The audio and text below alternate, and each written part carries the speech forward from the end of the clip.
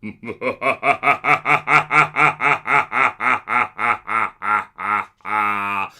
and welcome back to Lorcana Villain. My name is Baker, and today we are hosting a all-timer of an event. We have the semi-finals of the Lorcana Cross Continental Challenge, the LC3 for short. We have the legendary Syed up against the mighty Allfather of EA Tempo, Artabax. This is going to be one for the absolute ages. I'm super psyched to get to be hosting it. On my channel, I was in darkness. Let's turn on the light. But I'm not going to be alone. I would not want to wander alone into such an extravaganza of a Lorcana match. I need some support. I need some help. So we are going to be joined today by my co-caster, fellow content creator, very accomplished Lorcana player in and of themselves, and one of the reserves for Team EU, who's going to be having a match of their own. I don't think they've had it yet. He can tell us all about it. Please welcome the man, the myth, the legend. We have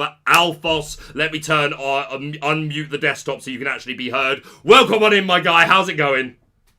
Hey, I'm doing great, man. I'm super excited to be casting one of these matches. It's been great to watch it away from home, though I haven't seen any action as a reserve myself up until the Battle of the Subs. As for my match, it'll be tomorrow. But today, we have a really incredible match between two top players in the semi-final of the LCC. I'm super stoked for it. Yeah, and I'm super happy for you to be joining me. We've gotten to know each other quite well over the course of the Lorcana year, so I think this is going to be fun. I'm looking forward to this. Yeah, I know that. So we've got about 25 minutes until the match starts. In that time, we want to take a look at some deck lists, of course, for our two competitors and highlight their achievements, etc. But just to start us off, do you want to spend a couple of minutes, just for the sake of anyone who maybe is newer to Lorcana, who doesn't know who you are, Alphos? Feel free to plug your own content, and I know specifically you've got a new podcast alongside Harlan Sweet, which I'm super excited about. Just want to spend a minute or two just sort of telling the community who you are if they haven't heard of you and where they can find you. Yeah, absolutely. I'm a player that was, well, first a YouTuber. When I first joined the game, I played in set 1. I played a green-purple deck. I was introduced to the game by none other than Speci and Phonetic, for any of you Lorcana YouTube OGs. And I was quite consistently doing deck profile content, meta reports, tournament reports, VOD reviews. And up until recently, I've been focusing a bit more on studying. But I have come back with a new podcast with Harlan Sweet. Harlan Sweet was able to qualify to the European Championship through the route of the Paris LCQ with, in my opinion, the most interesting list of the tournament.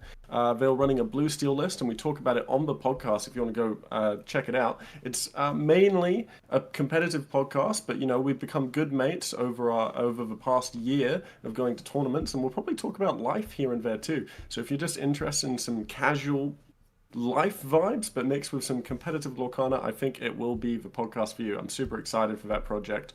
As far as me as a player, I've attended every European DLC and the Seattle DLC.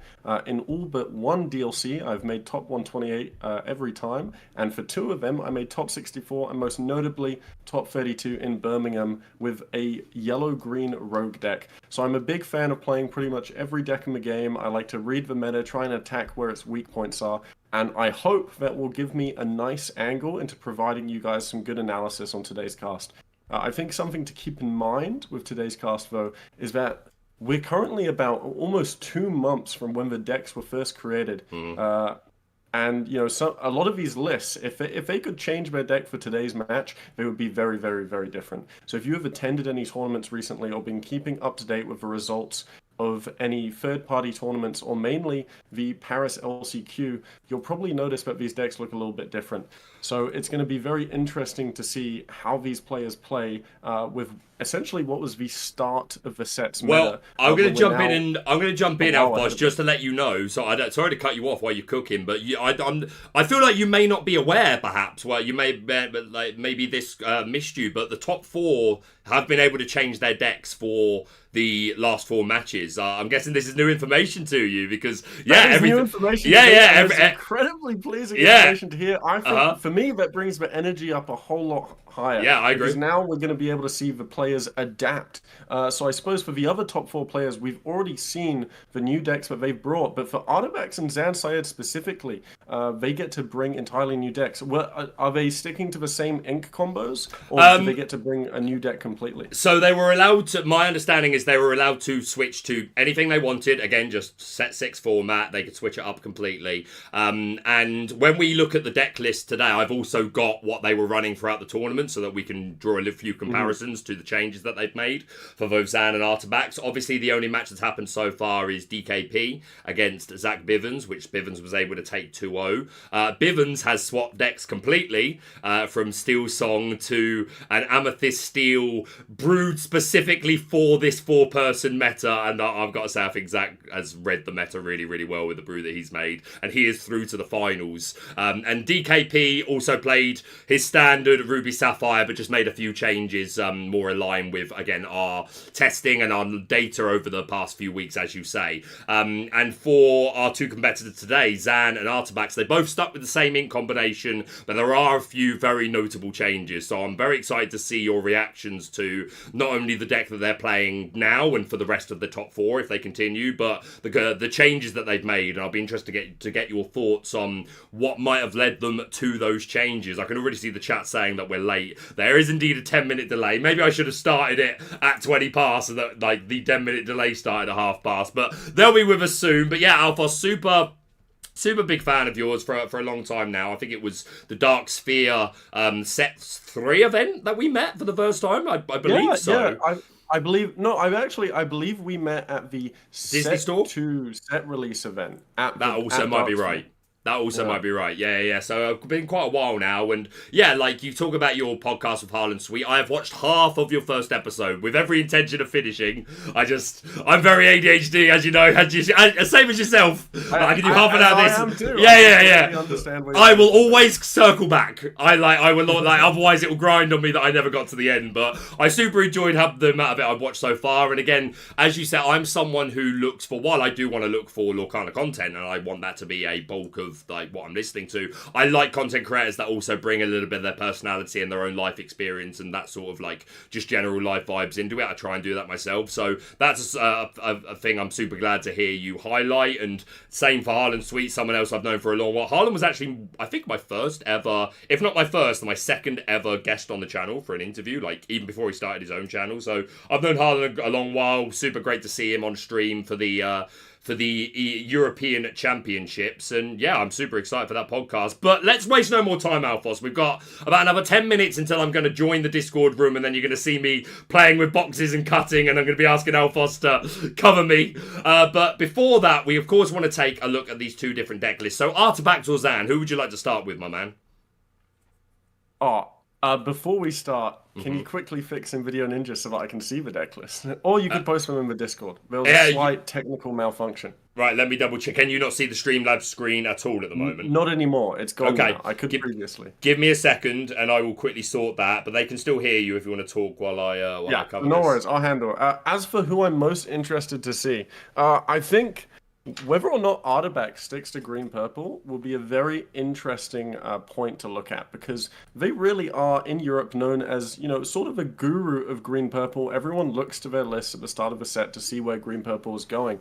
And they almost abandoned green-purple. If you've ever listened to Artabax's podcast, they weren't feeling very confident about its place in the meta going into the LCQ, but they ended up bringing it anyway, along with Lorcana Decklists, LD, who ended up qualifying and making it to day 2 of the European Championship. So I think for Zan specifically, while they are mostly known for green steel, after having talked with them personally, I believe they're quite a flexible player who is willing to adapt to the meta. But I do believe, actually, that they're likely to stick to green steel based on the developments of the meta that we saw within the European Championship. Because you always got to look at metas as cyclical? Yeah, cyclical, right? And so what we've seen here is that the meta adapted to everyone picking red-blue. So because on day 1 of the LCQ, if you weren't there was lots of amber steel, there was some green steel, and there was lots of green-purple. So a lot of players thought, hey, we can adapt to this meta by building red-blue that's able to win the mirror and win against these steel decks. And a lot of players brought McDuck mana. What they didn't expect was that the green-purple players within the lobby were able to advance all the way to the finals, taking advantage of how many red-blue players they were. So if you continue in this cyclical fashion and try and stay one step ahead of the meta, you're probably looking at green steel or amber steel in order to counter the green-purple. And if you want to go one step further, you might just bring red-blue and predict that people are bringing green steel and amber steel to counter the green-purple meta. So I think in an event that's this strong, with the amount of high-level players that have been able to look at the decks brought so far, I think it's likely that you could get some value out of going for these double bluff situations where you want to go one deck ahead of the meta. Fantastic analysis. Can you now see? Yes, excellent. I can now see. Awesome, perfect. Awesome. Excellent analysis. Let's jump on then. Who would you like to start with, my friend? Artabax or Zan? Who should we take a look at? I want to leave Zan as a surprise because I think he's most likely to switch inks completely. Okay, well, I will give you a spoiler. He hasn't switched inks completely, but there are a few changes that I think you're going to be interested in. But to start off with Artabax, representing the EU, known as the Green-Purple Master, normalised bowing to Artabax when you meet him, all hell. Two-time...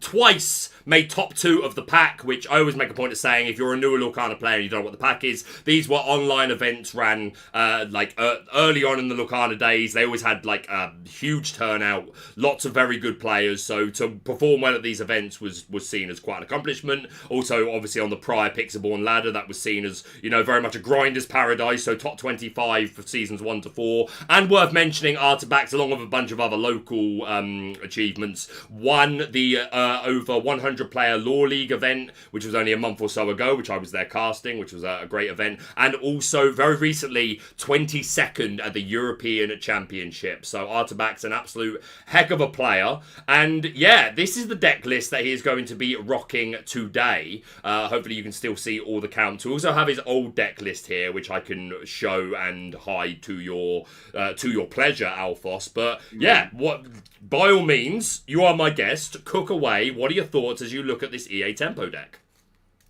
Okay, if you could bring up the original list and just have a side-by-side comparison, I think that would be great. Is that okay? The first thing I did... Yeah, that's awesome. The first thing I did immediately notice is that we've seen the inclusion of the Clarabelles, which became really popular in just about the 7 days leading up to the Paris LCQ. Taking them out. And the main reason for that is because of the good matchups into red-blue. Yeah, that's the old list, just to confirm, the smaller one. So we've taken out the Clarabelle line. Oh, okay, sorry. New list. My bad. Yeah, okay, so that's we're removing the... Opposite thought, right. Same strategy, opposite thought. We're removing the Clarabelles because we've seen red-blue fall out of the meta. We're seeing that green-purple is beating it, so people are a bit scared to bring red-blue. So I think, you know, if we're looking to go lower to the ground and count amber steel, an interesting conclusion is the Mother Gothel. I think what... Sorry. What's weird? Sorry. What is the effect of Mother Gothel? I'm really struggling to remember. I'm going to bring it up on Dreambomb. Yeah, no, that's fine. So on play, she's got a built-in Mother Knows Best, so that you can pay 3 on play to get that Mother Knows Best ability. Okay, so in contrast to actually running Mother's Knows Best, we don't need to use the uninkable slot. However, the downside is it does come at 5 ink instead of 3 ink, but we do get a 1 free body on the board. Now, 1 free is not really much to scoff at, but hopefully with the stat line, it's able to quest 1 or 2 times. In a deck like this, we're looking to race to 20 lore and finish off with goats, with roses, and bouncing them back and forth. And we've also seen that we've upped the amount of Ursulas. Previously, Artabax did say that they included the 1 copy of Ursula just for the open decklist format, and they wanted to force people to play around it, and it ended up just being ink in every game. However, now that we're seeing Amber Steel take a much more prominent hold of the meta, the inclusion of 2 Ursulas makes it quite a dominant mid-game threat to shift into. And as the base Ursula 1 free is, you know, sort of a low priority to get rid of, and Storm is only 2 damage, it's a hard decision to say, am I going to use an entire strength on an Ursula just for the chance of them shifting into it later, when we want to be hitting higher priority targets with a strength, like the Evasive Genie, which can quest for 2 every turn, or the Peter Pan Shadowfinder, or the Elsa, which are evasives in their own right and quite hard to deal with otherwise, because Amber Steel does not run any evasives, so they need to use these damage removal spells carefully so that there's no boards they can't deal with. Yeah, I think also the Mother Gothel, interesting inclusion, respecting the possibility of fighting red-blue. If you're going to read that as DKP as one of the finalists, because DKP could have won that match with Zach, and then Artabax could be going on to have faced him. So I think as a read on the meta as well, having an answer to something like Shark in the red-blue deck is an extra nice thing. And yeah, to highlight this Go-Go as well, which doesn't require a lot of explaining at this point, has just proved itself to be an incredible, incredible card. And it's worth mentioning as well that in the ancient Lorcana scriptures of old, it was foretold that Artabax would be wreaking havoc with the Go-Go Tamago, and here you see a wonderful illustration of him, and that's very much been the case. I know Artabax has been getting a lot of lore with this Go-Go Tamago, but yeah, super nice list. Few changes here. We've still got the Peter Pan Shadow Finder. You talked about the Ursula Sea Witch Queen and the utility there. Also taking out the Bonsai.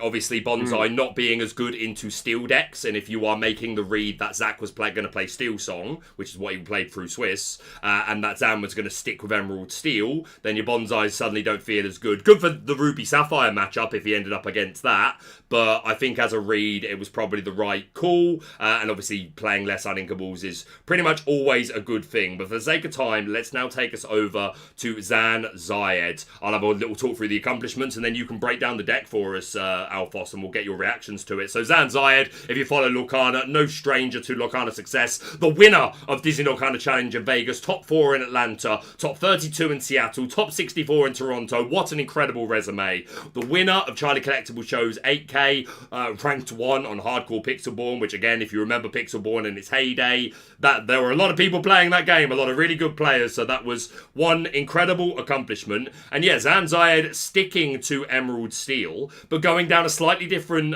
route. We are now working in the Seven Dwarves mine, and I'll once again put up the original list there for your comparisons, viewers and Alphos. So yeah, Alphos, what are your reactions as you look at this green steel list? Again, the smaller one is the old list, and the big one is what he'll be playing today. So what are your thoughts as you look at this? Well, I would love to act surprised, but I was actually talking and testing with Zan before the Paris LCQ, so I'm actually quite familiar with this version of the list. Sure. The Happy and Dwarf Mine combo is really interesting. Originally, they were running more copies, so they've cut down to 3 here. And the key turning point of the deck is that if you get 2 Dwarf Mines up in the late game, once you've expended your opponent's resources through discarding, is that you're spending 4 ink a turn to deal 2 lots of 2 pink damage. Now, when you're going into top deck mode often with this deck, right, you can't always have the Diablo stick and get a ton of cards. You're going to win that game anyway, right? So you need ways to expend your ink more efficiently and be able to control the board and lock them down while you quest, right? And the other aspect of the mine is that it's also a Diablo answer in the mirror. Because if you get a mine down on 2, you can play a Happy on 3 and then immediately move it into the mine to ping 2 damage, which is also very helpful into the green-purple matchup when they're running Bonsai. But as we've seen in Artabax's list, they're playing more carefully around the steel 2 damage threshold, so they might not get as much of value from the mines as they would have wanted, because it looks like Artabax has moved their list to be a little bit more careful around it. You can still get rid of a Merfolk without having to discard a card, which is great. But obviously we see more control options within the list now. Something else I'd like to talk about is that I mentioned to Zan that, hey, have you considered playing Heffalumps and Woozles as a counter to red-blue for Haram? Because you can prevent the Haram from questing. So not only is, normally if you prevent a card from questing, they can still challenge, right? So it's kind of a dead card. It does replace itself. But specifically into Haram, you get to deny 2 cards. So I think it was a really smart pick within this top 4 meta where you're likely to know what people are playing, because Dinkum Farm is very known for red-blue and hasn't really strayed from it in recent times. So I think that was a great pick. As for how useful it's going to be in this matchup specifically, you can maybe prevent a Merfolk from questing, which I think is very strong, and could be a turning point in the late game. And the fact that it replaces itself and triggers muses because it's a song means you're going to be able to recycle your resources in those late game situations much more efficiently. We also see Prince John being dropped down. Now, Prince John is an amazing card into red-blue specifically, but it's very, very low tempo. So in these higher tempo matchups, especially against Amber Steel, where they might hit a wheel and reset the card advantage anyway. I like the direction he's gone in here, where he's pushing more for board control than resource control, because resource control is a much better game plan into a slower meta, but now the meta is fast. So we need to control the board as much as we can while also hitting their hand. And we also have 2 copies of Lucifer, which there's been a lot of debate over whether Arna's better or Lucifer's better. I think Arna is great, again, into these high-value matchups where you need to remove a big target like a Tamatoa. But in this faster meta, we really want that Lucifer to be able to guarantee discard 2 cards, or maybe even guarantee discard a whole new world, right, into the Amber Steel matchup specifically. Yeah, no, I'm glad you highlight this Lucifer, because I think it's a really nice choice addition.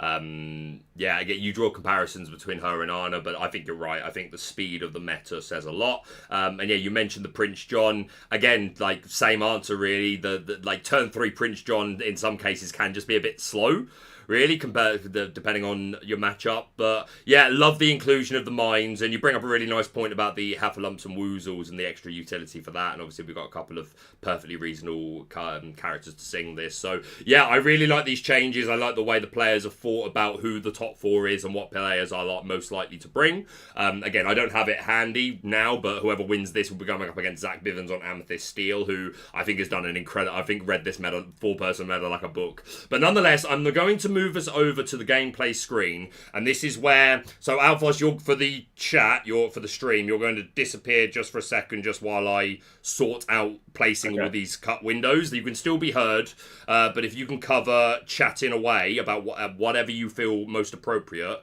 and you're gonna see me struggle to cut all these boxes. Yeah, no worries. Okay, so while Baker is setting up the stream for us so we get the best view.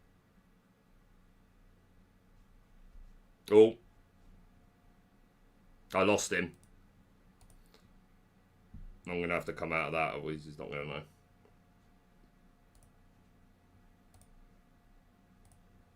to know. Oh. There he is, chatting away.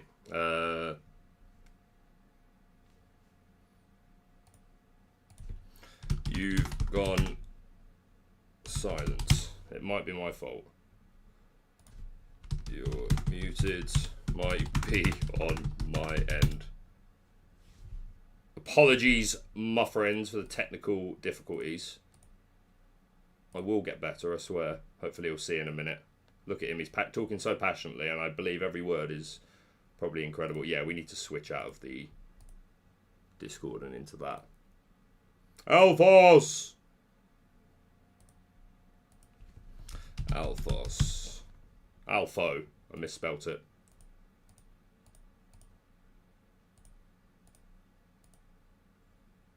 Alphos. He's not seeing the messages. I might have to hang up on the call and call him back just to make it work. Yeah, I'm gonna have to do that. I feel bad hanging up on him, but I'm gonna have to do it for a moment just to get his attention. Sorry, guys, you won't miss that. Although, bear in mind, there's a 10-minute delay, guys, so the match will be technically for you guys starting at 10 past. Join call. Yes, hey, I'm incredibly excited. The Lorcana Cross Continental. Alphos, can you hear me? Can you hear me, Alphos? It's such an exciting event because obviously we have Alphos, these debates about which is better, NA versus EU. But at the end of the day, the benefit is that we get to see these games against top players without any stakes at hand. Bro, can you hear me? Can you hear me? Can you not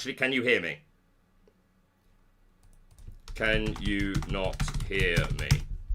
Can you not hear me? Yes, I can hear you now. Okay, so sorry, but no one heard. Basically, from the moment I had said hand it over to you, you went mute. I don't know if it was my end or on your end. Nonetheless, if you jump into the Pixelborn game room, then that's how we'll be able to hear each other, and the stream will be able to hear you. So let's jump out of this call and into that. Cool? Yeah. I'm going to fix my headphones as well. 1 second. All right, sweet. But jump into the voice call. Confirm. Watch stream. Okay, bear with, guys, while I try and get the technical stuff done.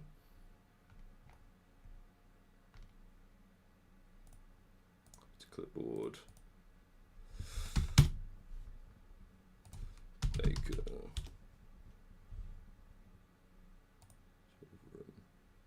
Screen to share. Window. Continental. Okay. Baker, do you still want me to talk to the stream now that I'm in? Yeah. They can actually hear you now. Yeah, perfect. All right, now that you guys can hear me, and I'm not just talking into the void, let me reiterate some of the points I was going over.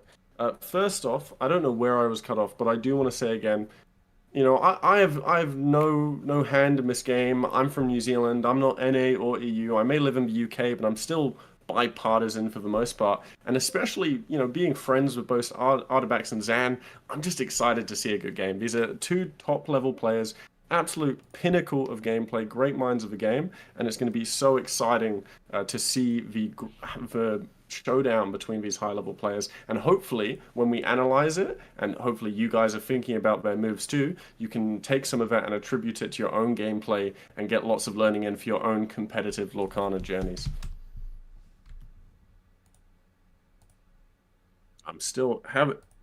I'm having issues with my headset disconnecting here, which is a horrible thing to have on a cast. So if I ever interrupt you, Baker, please fine. let me know. No, you're fine. I'm being completely silent while I cut these boxes, but they're still on the spectate screen, so I can only do so much until they actually get into the game itself. Yeah. Well, if you ever see me reaching for my headset behind here, that's because I'm turning my headset back on. Understood.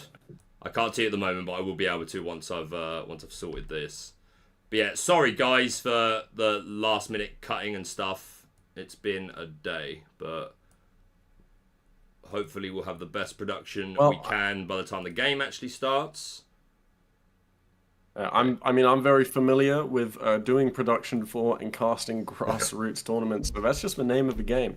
You know, when you're running on the budget of nothing and just, you know, doing it as a one-man team, I think it's tough to put together a production. The fact that you're able to get it all working and for us to enjoy this great game is incredible. So thank you, Baker.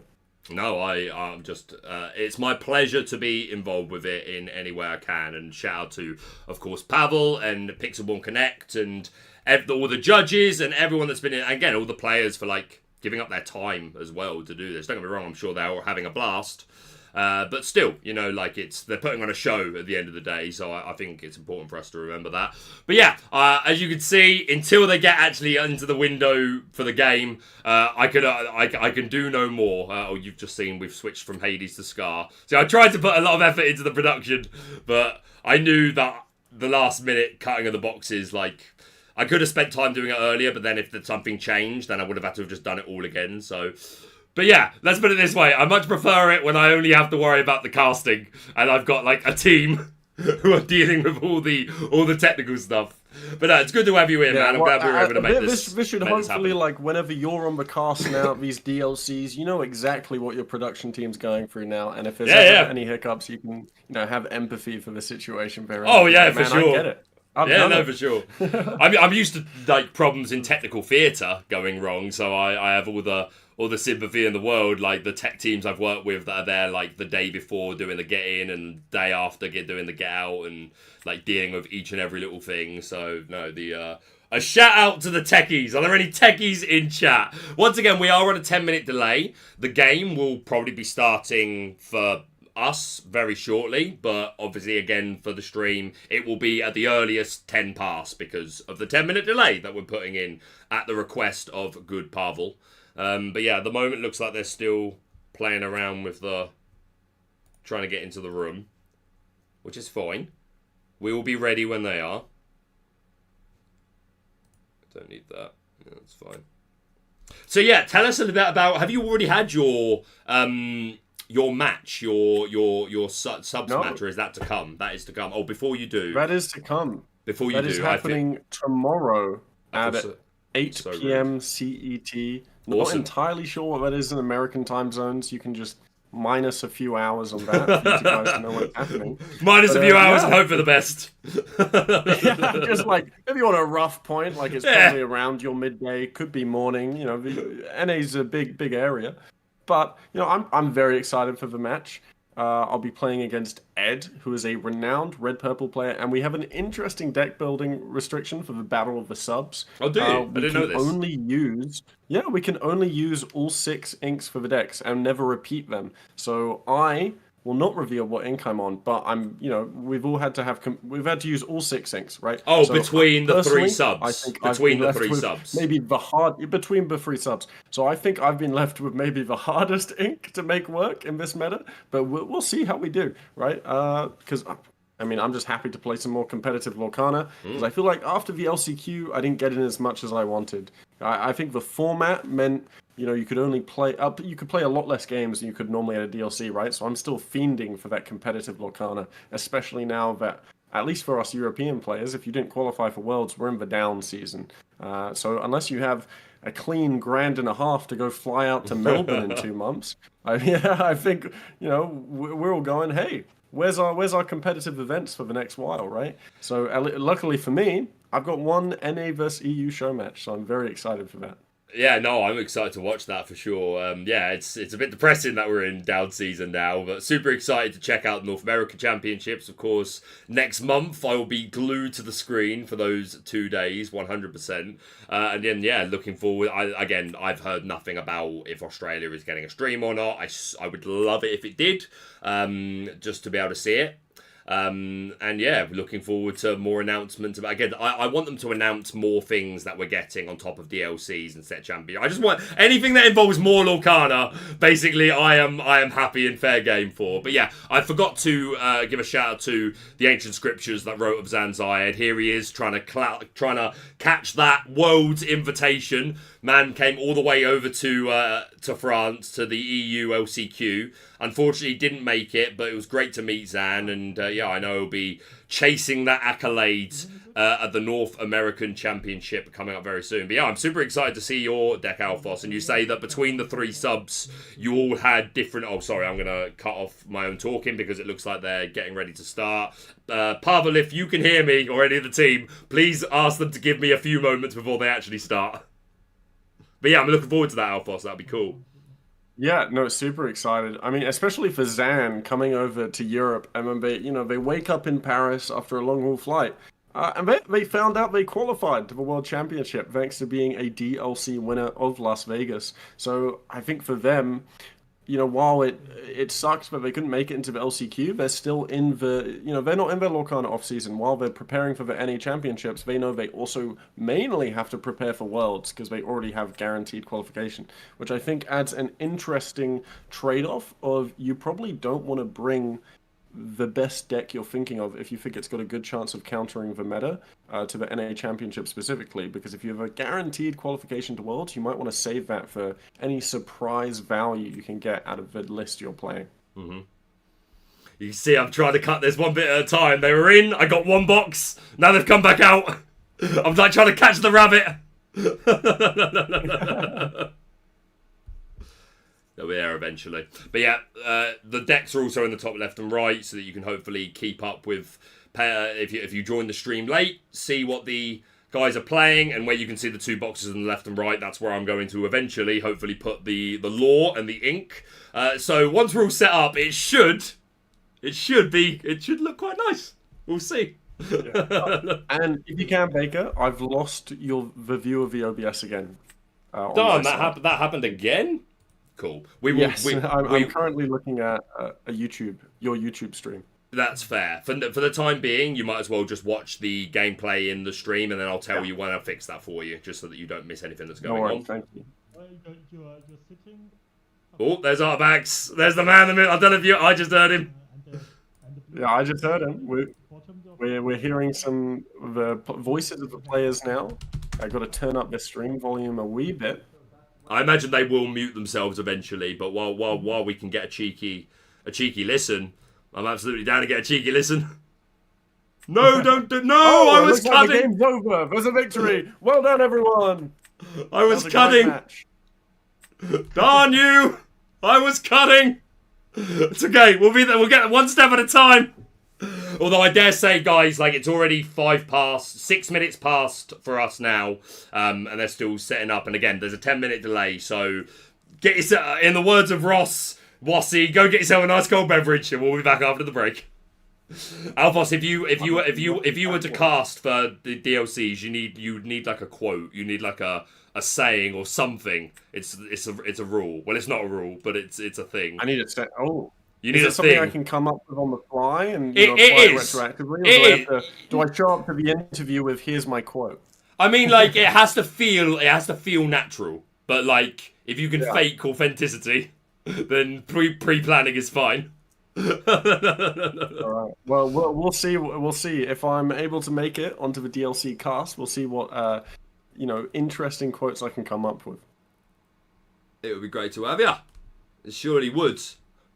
Shout out to a few people in the chat. We got Fumbles, we got Taris, we got Zach Bivens, who is sitting on the final battlefield, just waiting to see who will approach. A trainer approaches, an Illumineer approaches. Okay, don't you dare, just don't you dare, don't go off of this screen. Overlooking from his podium, being like, who am I going to face tomorrow? Absolutely. Which deck do I have to prepare for? Absolutely. I mean, I think he was already no pun intended. I think my man was prepared. I heard that you And there's the voice. I guess you don't need to ask him to be prepared in that case, man. Exactly. There you go. You're so close. Game 1, game 2 could probably go out a little bit more. Okay, we're cooking, guys. We're getting there. One at a time. Just stay where you are, Zan and Artabax. Stay.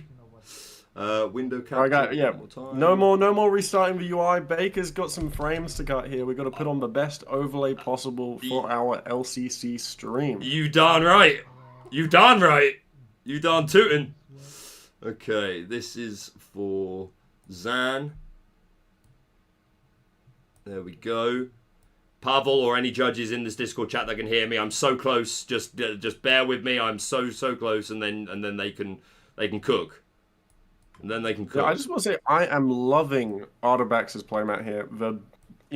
I don't know about you guys, but bears, if not friends, why so friend-shaped? If I walked up to a bear in the woods, I'd try and give him a hug. At least a little pet, Like, it might eat me, but... I was going to say, maybe. It might eat you, but...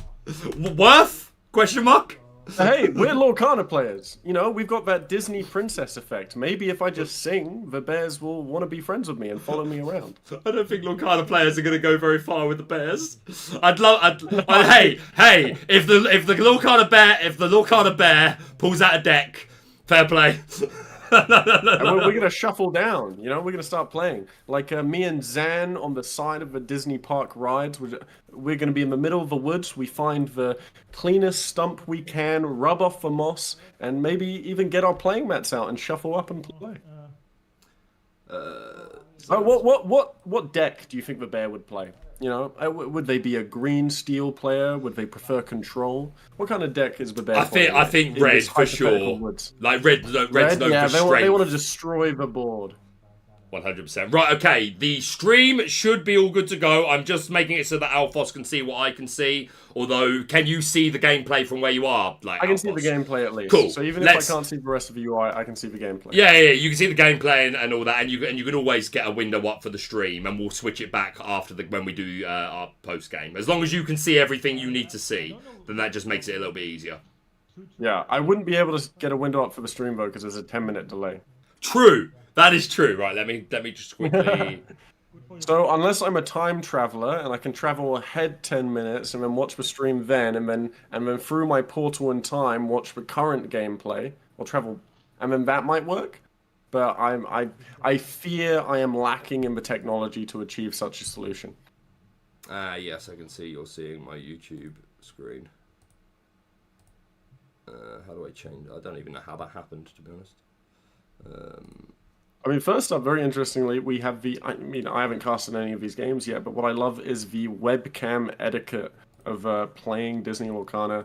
You select 3/3 of your deck, place dice on them, and then your opponent chooses in which order they're cut. So it's not, for those of you with very expensive cards, this is a lot better than when someone asks to shuffle your deck at an actual DLC, right?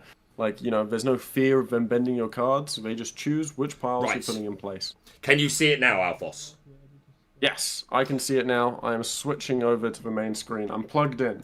Amazing. Right, Pavel /judges, if you can hear me, you can tell them they can start whenever. If they don't start within a minute, I'll just go and type it in the chat, just so that I'm sure they can hear me, though. But yeah, thank you all so much for your patience. Again, just a quick shout out to, again, there is a 10-minute delay. Shout out to Jimmy, Rules of Villainy, R&B, Dick Burns, we'll talk about you later. Lorcana Duo, Dad Kana, Denzel, we've got Ma in here, we've got Bobby, we've got Ava, we've got Colour Is Law, we've got Pookie Dookie, we've got Zach Bivens, we've got Zook Ham, we've got Taris, we've got Fumbles, we've got John, we've got Dante, we've got loads of people up in here. You'll have to see it. Please hit that like button for me if you are hyped for this match. Members have their own exclusive emojis that they might want to cook with during the stream, but other than that, I think we are good to go. And there we go. Right, the players are drawing. Alphos, bring us in, buddy.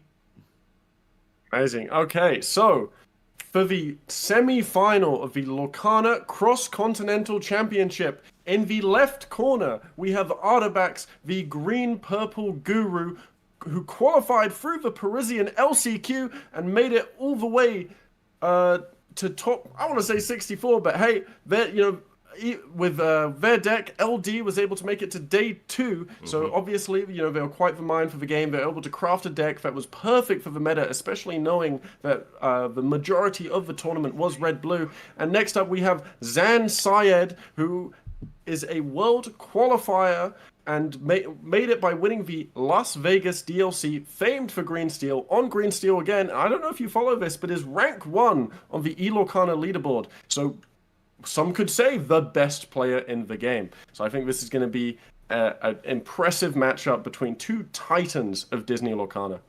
I 100% agree. Couldn't have put it better myself. And yeah, shout out to the beautiful play mats for both players. But Artabax at the top. I do believe this is this pre or post mulligan? Does this look to you? I mean, if it's post mulligan, it makes sense because that's a pretty nice looking hand.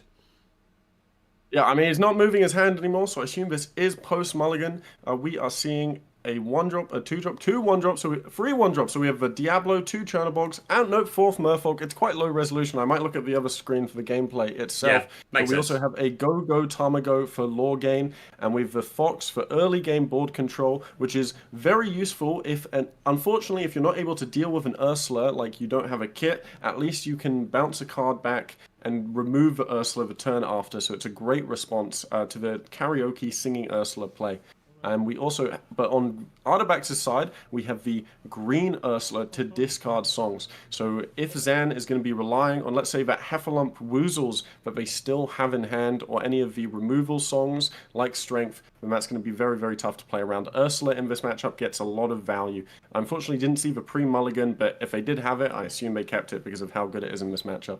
Yeah, it makes a lot of sense. Okay, no, this is pre-mulligan. No, this is playing the game now. Okay, so we have inked one and played a Merfolk, a strong opener, especially when on the play. Do you know how priority was decided for this game? Was it just dice roll, or was it based on seeding? No, it was based on seeding, and Artabax was the first seed from Swiss. So Artabax getting to be on the play here in that Merfolk opener is pretty strong, and also just having that possibility for double 1-drop on turn 2 could be super nice and aggressive. Yeah, I mean, that's going to be very hard for them to deal with, especially without having the Diablo shift line to sing and deal damage.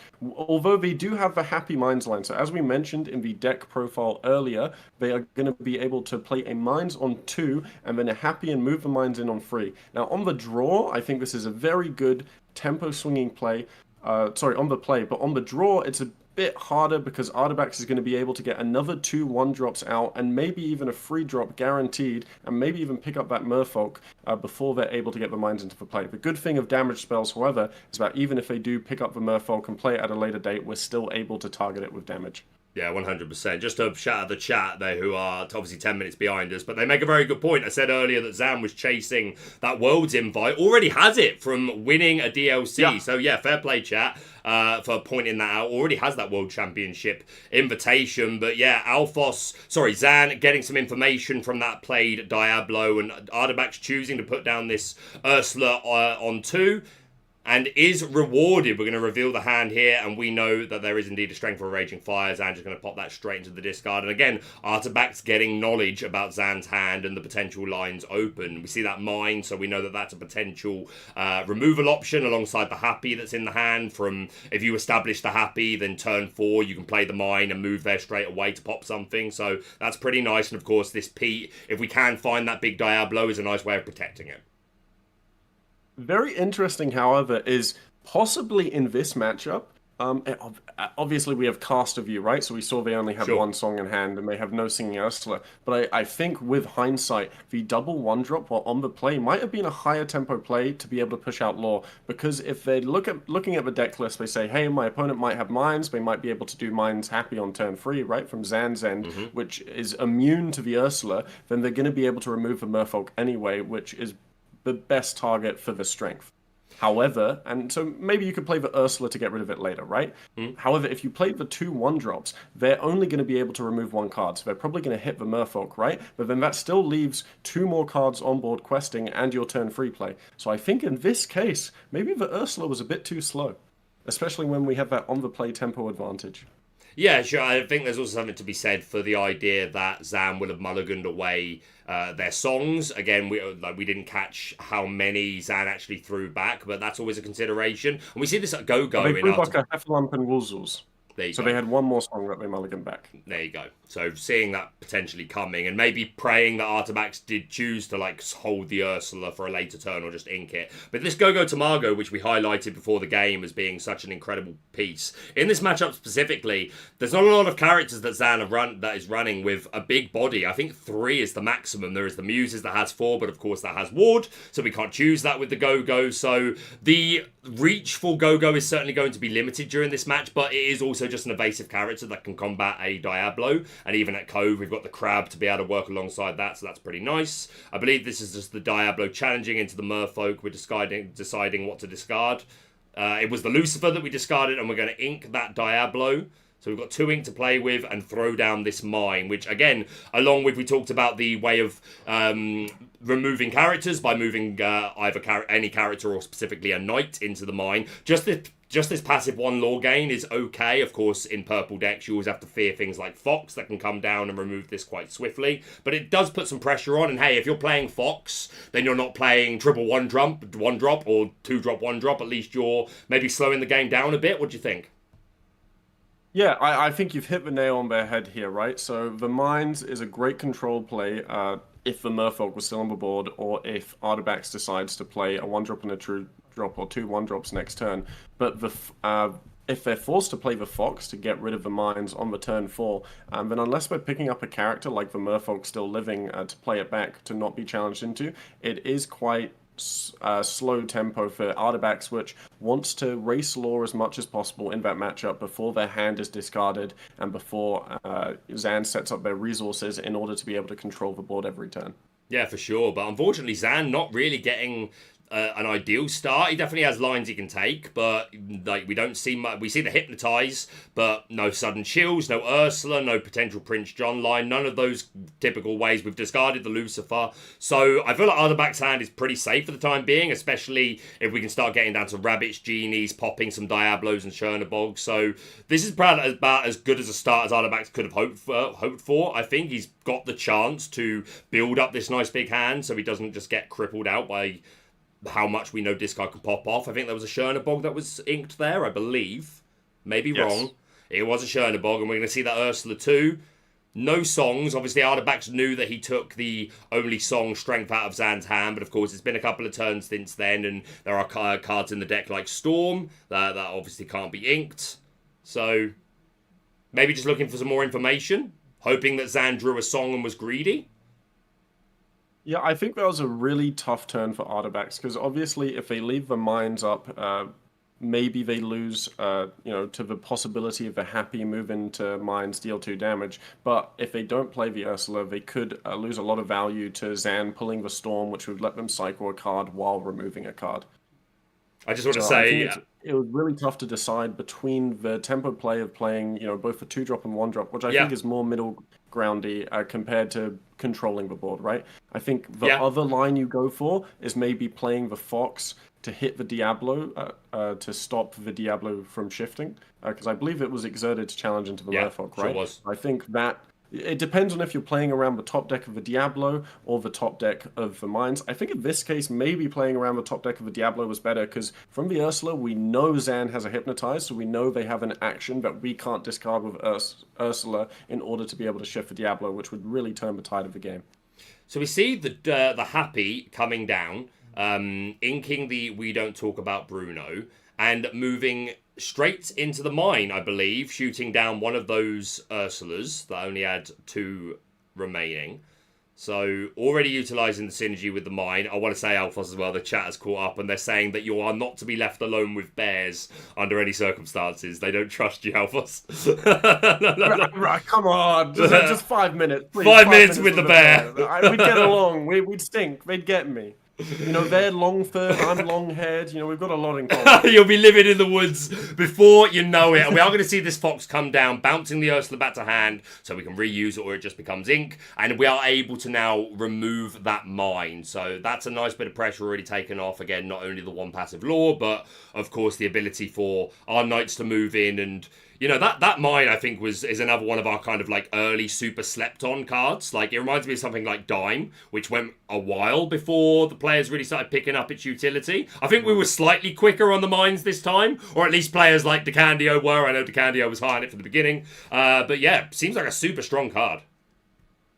I think the difference between Mines and Dime is that Dime was generally probably a slept-on card, right? Like, I think the meta was right for it, we just hadn't figured out how to use it. However, in Mines' case, it really had to wait until the meta had developed to a point where it would be useful, because Mines isn't good into a red-blue, blue-steel, late-game red-purple meta, but it's very, very good into this low-to-the-ground meta, where impacting the board early is much more valuable than it is in a slower meta. Just responding to feedback in the chat. Again, apologies that it's always going to be 10 minutes late, but just asking me to zoom in on Zan, which I was hesitant to do in case it got too blurry, but we'll give this a try. If this is better for people, then that's good for me. This is game 1. Top 4, the semi-finals. Zan Syed, DLC champion, Worlds qualifier, up against the All-Father of EA Tempo, Artabax, 22nd of the European Championship, went undefeated as well. Yeah, barely missing that day 2 top 16 as well. Stop talking about bears, Alphos. I know, Don't say barely. You'll get the chat worried again.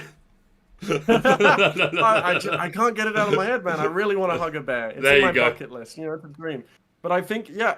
So I'd like to take a moment to detour and talk about 2-game format, because we say undefeated, and I think what's difficult in 2-game format, and specifically that room of players, is that normally when you go to a DLC, you can look to get a lot more 2-0s, because the skill disparity is a lot higher in the room, because you have 2,000 players of varying levels of competitiveness and seriousness. You know, you have Zan Syed versus someone who's coming up to their first DLC. But when you put 96 qualified players into the same room together, suddenly the floor for skill shoots up, right? Sure. So the amount of 2-0s you're going to be able to acquire are going to be a lot lower. So I think we really, if we're going to accept 2-game format as a community, which I would love us to, we have to shift our expectations from how many wins can I get to how am I doing relative to the rest of the field. It's just all about those Swiss standings. We see Diablo challenge, I think, into the Diablo to draw a card.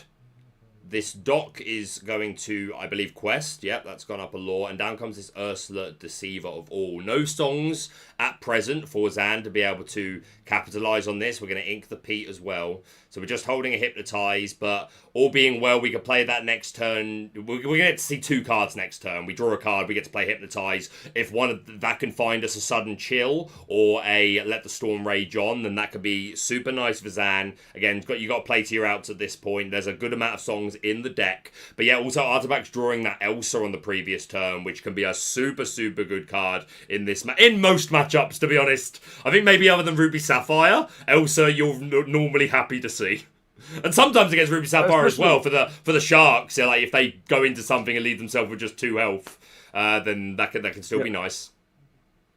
Inking Kit. I think especially into this matchup, right? Because Zan's done a great job here of setting up 2 options, right? Of saying, do I draw a Prince John for the Hypnotize or do I draw a song for the Ursula? And at least for the song side, this has been completely countered by Artabax top decking the Elsa and being able to Yeah. essentially for free remove the Ursula threat. So now if Zan hits a song, hits the storm, hits the sudden chill, we're going to be feeling a lot worse off. So they've just limited Zan's outs by about 2/3. Right now, our only out realistically is for Prince John to be able to get some value off of Hypnotize. Yeah, nice point, because without the Prince John, like, the Muses is nice to get, but I think that's one of the most pivotal turns in the game so far. Just that Elsa being able to turn off and take out that Ursula. Fox even surviving the challenge. I think that's probably the most impactful turn so far and what may decide this first game. But if Zan's top decks are friendly to him, could string something together. Thankfully, Artabax is only at 3 lore at the moment, which is quite low for an EA Tempo player at this point in the game, I would say.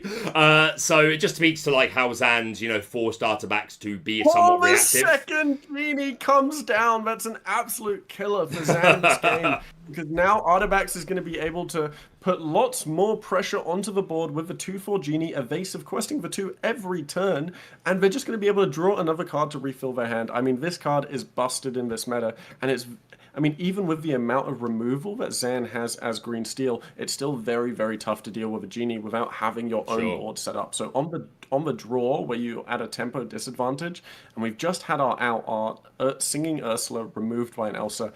I might call it here. I think this looks like game. Unless something crazy happens, I agree. I don't see how Zan comes back from this. No, I agree. I think the Elsa put the writing on the wall and this genie sealed the house and sold it off. I think these genies are going to get a few lore away here. And what is Artabax just drawn into there? Is that a goat as well for even more pressure? This Muses is nice. It can, of course, send back all of these characters, but sending back an Elsa or a genie doesn't feel great. Like, maybe buys you a turn. But again, Artabax is going to keep playing them and drawing. And look at this wide board we've got here. We're going to quest up another 3. That takes us to 7, I believe. And yeah, I think this is game over. Yeah, I think that's all she wrote for this match, for game 1 of a semi-final. We can't call it just yet. The ref's not tapping in just yet. Zan could have an incredible low % string in order to deal with this entire board. But really, you're looking at, 6 lore questing already, and the board, and in hand, we've got 2 more cards. I think it's a Herculean task to be able to come back from this board state. Yeah, I agree. Just trying to respond to the chat a little bit. Apologies that the screens are a little bit small. I did the best I could. Hopefully it's readable to you guys. But yeah, if you want me to make any of them smaller or bigger, do let me know and we'll adapt as we go.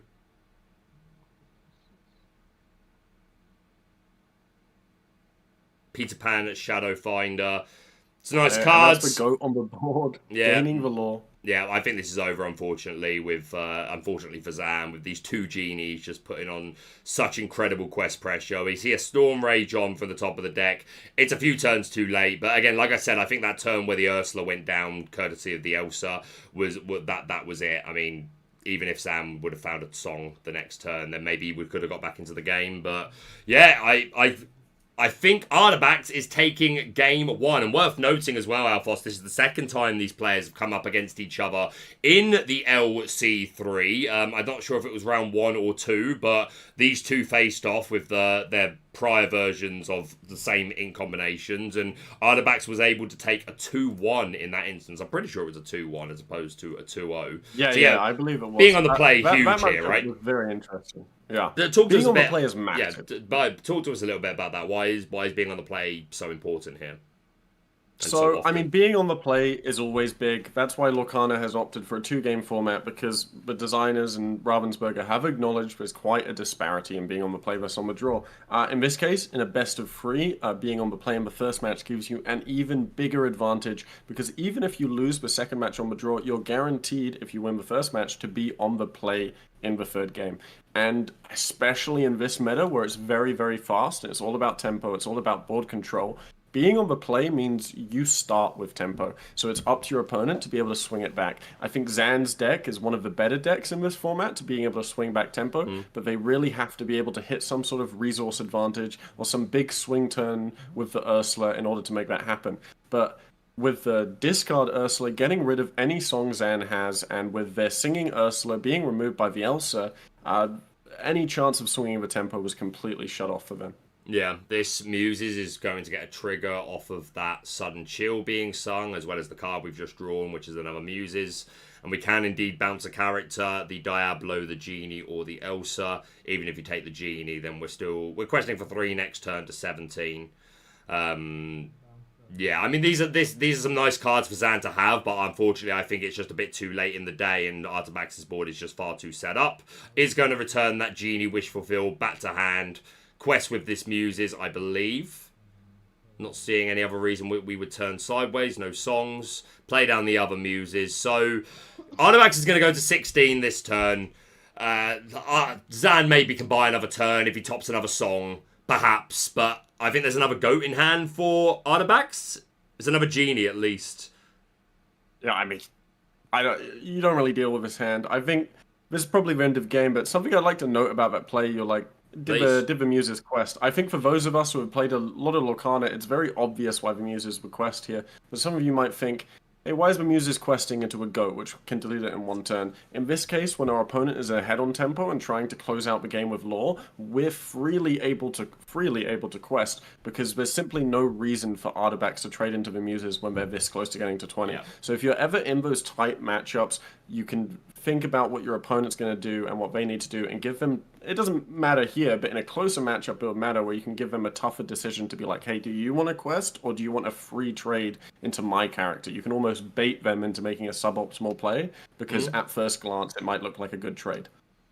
Yeah, I'm not spending too much time thinking about the board when you literally can win the race from certain points. But I think that is going to be us calling it a day. Yep, picking up the cards, and Artabax, representing the EU, goes up 1 game. How much of a surprise is this to you, Alphos? You just talked about, obviously, how important play-draw disparity is. And so that hugely helping Artabax. Would you expect Zan to take game 2 here if neither player just completely bricks? Well, yeah, it depends on how much information I had, right? If I know they're on the play, and from an abstract view, I haven't seen their hand, first thoughts would be, I think it would be tough, but Zan could take it, right? Because Green Steel has quite a good matchup into Green Purple. They have a lot of options to flip the tempo, and all they really need is the Shift Diablo line, which I believe you get in most games, right? More often than not. However, in this case, once we saw that hand, once we saw that opener, there just really wasn't any out for them, because even though they had some outs, Artabax had the counter outs to remove their outs, right? They had the Ursula to remove the song, they had the Elsa to remove the Ursula.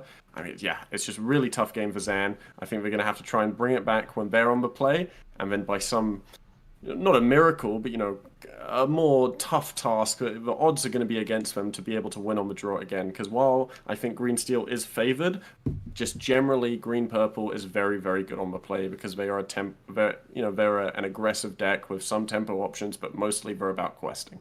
Yeah, I agree completely. But moving into game 2, so there's been a bit of nervousness for some of the EU representatives, because despite EU having a pretty good set of Swiss results across Swiss, go figure, there is every chance the final is North America versus North America, and we don't want that. Of course we don't want that. We want EU versus NA right till the very end. If anyone can stop it, though, it is indeed Zan Syed. But Artabax, a game up so far, so the dream is still alive. But yeah, if Zan gets a half decent hand there and is on the play, as we know he's going to be, it's definitely an uphill battle for Artabax. But again, another player I've got so much respect for. I do think it's worth noting, while I wouldn't say Zan bricked in the previous game, it was far from an ideal start. It didn't have many of the right combo pieces. It had a little bit of everything. Unfortunately, didn't really have much to get going. So hopefully looking for a little bit more this time. We see Artabax's opening hand. We've got a couple of snakes, a merfolk, a go-go, and a mother gothel that I saw. Is that a mulligan 7? Both players going for a mole 7. Neither player happy with their hands. Oh, we see double Merfolk in Artabax's hand. Now, while this is on the draw, this does give some time for Zan to react. However, dealing with double Merfolk in any matchup, regardless of play draw, is going to be a very, very tough game. So luckily, we do see the Storm here, but the Storm doesn't come in until turn 3. Unless you have that Diablo shift, you have no way of singing the Storm to be able to control the board early.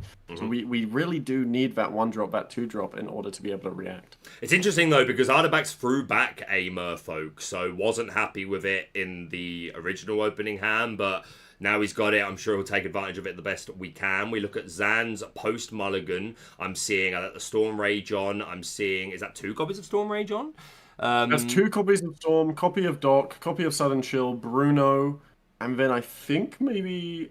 No, not a happy... No, maybe a Mines. Yeah, that's a Mines next to the Storm. Yeah, we have a Mines, a Bruno, a Storm, a left. Muses, a Chill, a Doc or Happy, and yeah, so 2 Storms. So, Storms are nice, but again, not going to be able to get them both out of our hands without a Singer necessarily. Artabax has missed the Ursula, but that still can't feel great for Zan to get both of these Storm early, because wouldn't be able to get it out of his hand before being hit by the Ursula, but Artabax doesn't have it at the moment, and may not have even chose that line, may go in a more aggressive double 1-drop. What do you expect to see out of Zan this turn? The Happy? Or nothing? Yeah, I think they might have to play the Happy... actually, it's a Doc, isn't it? It's unequal. Is it a Doc? Yeah, it is a Doc. Yeah, they so can't no play Happy 1-drop. turn 1. So no 1-drop then. Yeah, if they had the Happy, they could play it turn 1 and then always move it later in turn 3. But I think in this case, we're just going to hope that... Yeah, in this case, we're just going to hope to top deck the Happy so that they can play and move it on turn 3. And it's heartbreaking, Alphos, drawing the Diablo on your 1-drop on your turn 2 always feels super like you were cheated, right? Like, because it changes absolutely everything. Just that one card shy. Yeah, absolutely changes the course of the entire game. And we're at a point now where do we still put down this Diablo and hope that for turn 3 we find the Devoted Herald, the shift? Is there an argument to play? I think you have to establish the character here, right? The Mines is much... I mean, actually, no, the Mines deals 1 damage, so I think you still play the Mines here, and then on turn 3, you can play the Diablo and move the Diablo into the Mines to ping 1 damage. Yeah, you make a great point. 1 damage for all characters, but for Knights specifically, like Doc, like Happy, deals 2. Yeah, no, you make a great point. We don't I'm just thinking too far. Every time I see a Merfolk, I'm like, I need something on the board. But yeah, if we establish the Mine and then on 3 we can go Happy move, then that also, of course, saves us a discard, just for the sake of 2 lore. And again, sometimes you have to make those decisions about what is more valuable at any given time. Is it the extra resources? Is it that extra bit of lore? Early game, I would much prefer to give them a bit more lore if it means that I can keep some resources or remove some of theirs. But in the mid to late game, sometimes you can't afford to make those sort of greedier plays and you have to just slow them down. I'm going to ink an Elsa. Down comes the second Merfolk. Yeah, very beneficially to Zan here, though, which gives me hope that Zan, despite their rough starting hand, can still pull back. Sure. Is that Artabax doesn't really have an answer to the Mines. So even if they put the... I mean, unless they play Goat and then it can move a turn later, which hopefully Zan is going to be able to remove somehow, if they want to come back, maybe... it's going to be tough, though, because they're going to need to both be able to sing a Storm and move something into the Mines to do 3 damage to get rid of the Goat. But the Goat's the thing that's going to be threatening the Mines later on, right? And here Zan is seeing their entire hand. They see what they have to deal with in a few turns. They have the Ursula threatening the shift at any point. But they also have the Goat that they'd want to get rid of. And the Genie, the 2/4. So without a singing Ursula, I think it's going to be tough to deal with these mid-game threats. We have answers to the Merfolks, but do we have answers to everything else? And that's what we're going to need to top deck into. And we do have that Ursula 2. Wasn't in the opening hand, so we've found it since. So we are going to be able to take a sneaky peek and rip away at one of those that let the Storm Rage on. But yeah, to your credit, Alphos, I think this line that Zan did take with establishing the Mine and then being able to Diablo, get that down, move it to Mine, pop a Merfolk. You could do... The only shame of it is you need another location to be able to do it again. You can't leave a location unless there is another one to move into, or unless the location is banished. But if Zan is able to find a second Mine, then you can bounce between the two. They'll still only trigger once each per turn, but that's a nice little lock that you can get going. And suddenly these Merfolks, while they've got a couple of quests off, haven't discarded from Zan's hand the way that you would hope. Also a shout out to Artabax using this enchanted Ursula Sea Witch Queen from the set championships. Ooh. We love a little flex. Do you play with an enchanted Alphos when you can, ever?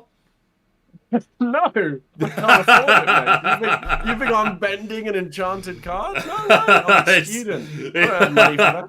It's straight on Cardmarket, I imagine, which, by the way, if you're looking for Lorcana singles, check out Cardmarket. Thank you very much, Cardmarket, for sponsoring the stream and helping Alphos sell his enchanteds. Thank you so much. You've paid my rent on occasion, Cardmarket, so I appreciate it. Oh, no, for what it's worth, I am super glad that your endeavours in your Lorcana career have allowed you to pay for the endeavours of your Lorcana career.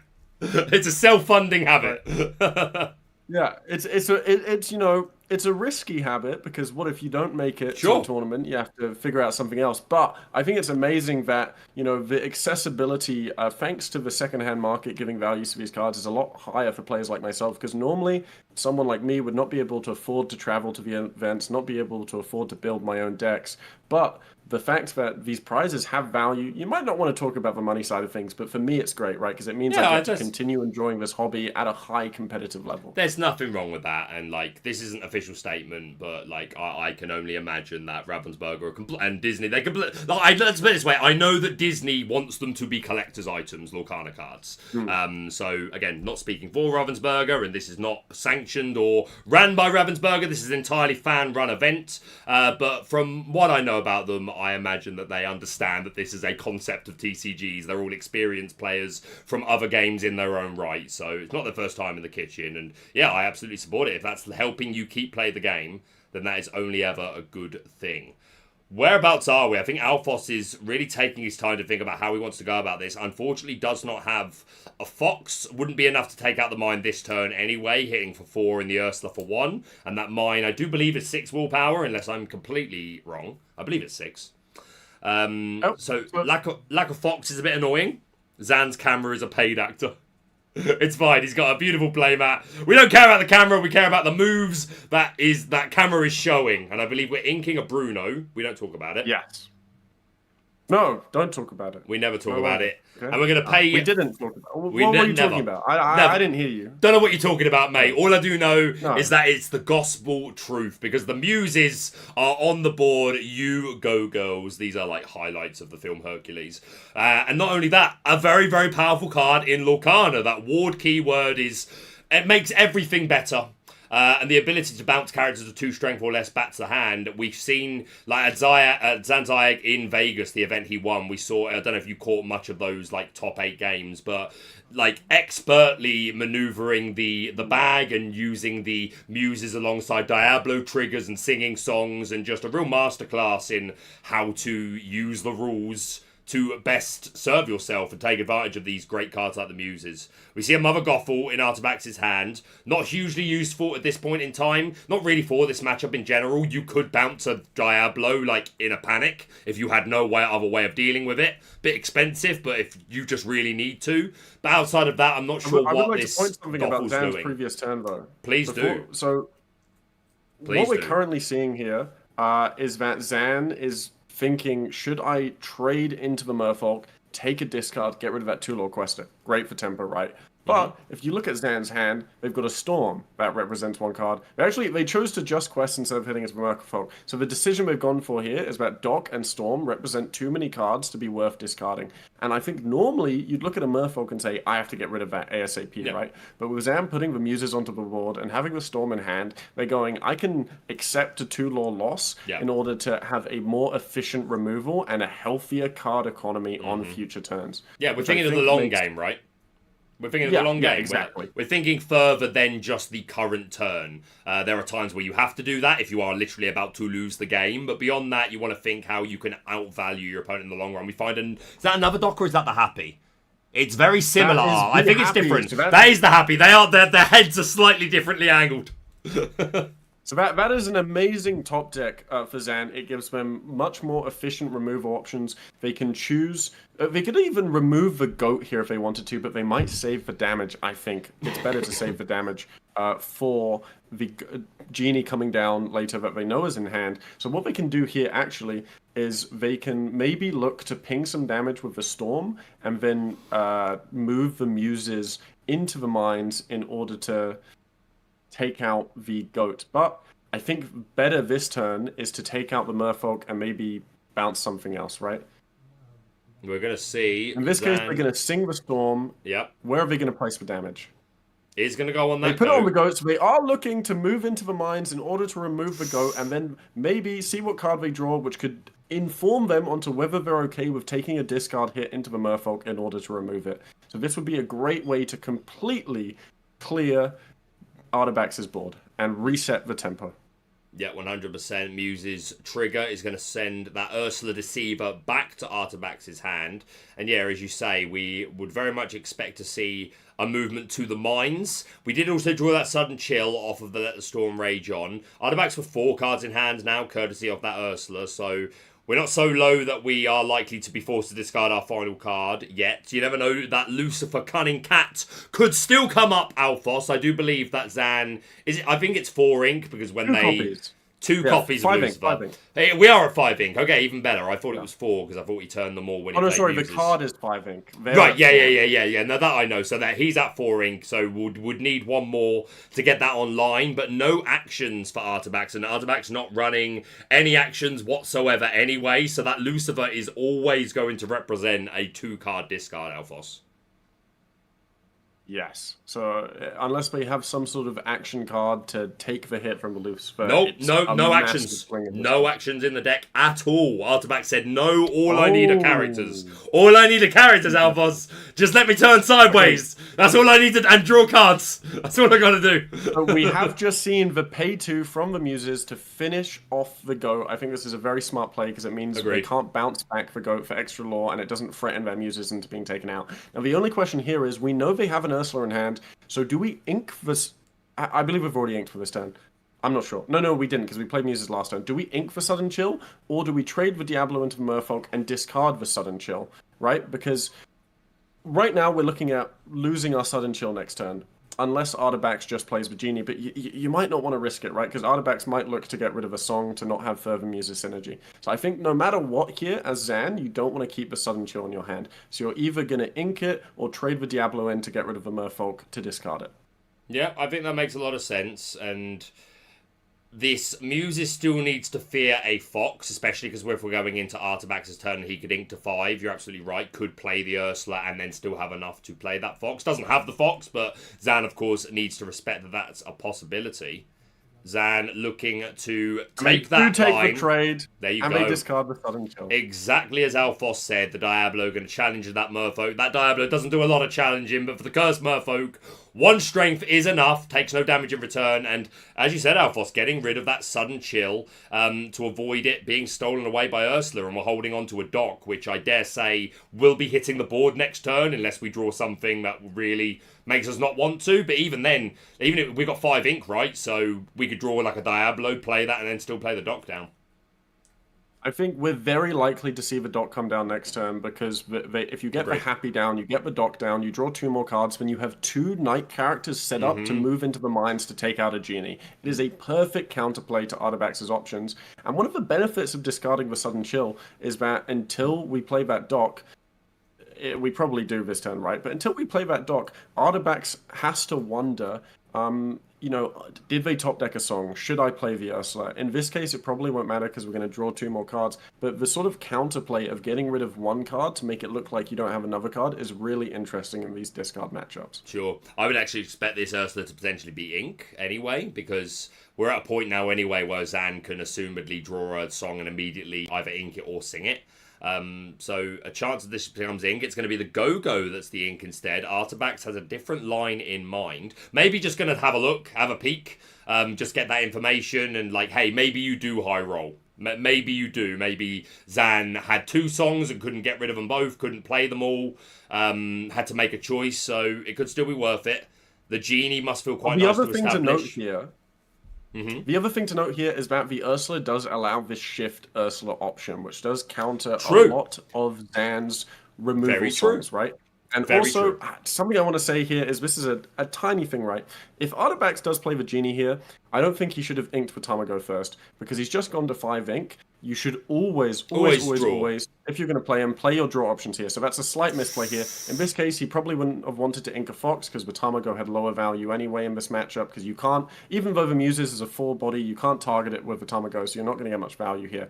But let's say in a situation where he drew a worse card, you always want to play the draw card first, right? So apply that to the games. No, you're right. It's worth highlighting. It's always better to draw first. Part of me wonders if maybe he inked because he thought he was going to play the Elsa and then changed his mind. But yeah, that's a possibility. We don't know that. That's purely speculation, but every single part of what you just said is still absolutely right. Something to take into account. You should, if you can draw first, always do so. Because I did wonder if the Elsa was a possibility, just to like maybe get this Happy off the board, get this Diablo off the board, something like that. But I think establishing the Genie is nice. We're already ahead on lore, and we don't want to lose that lead.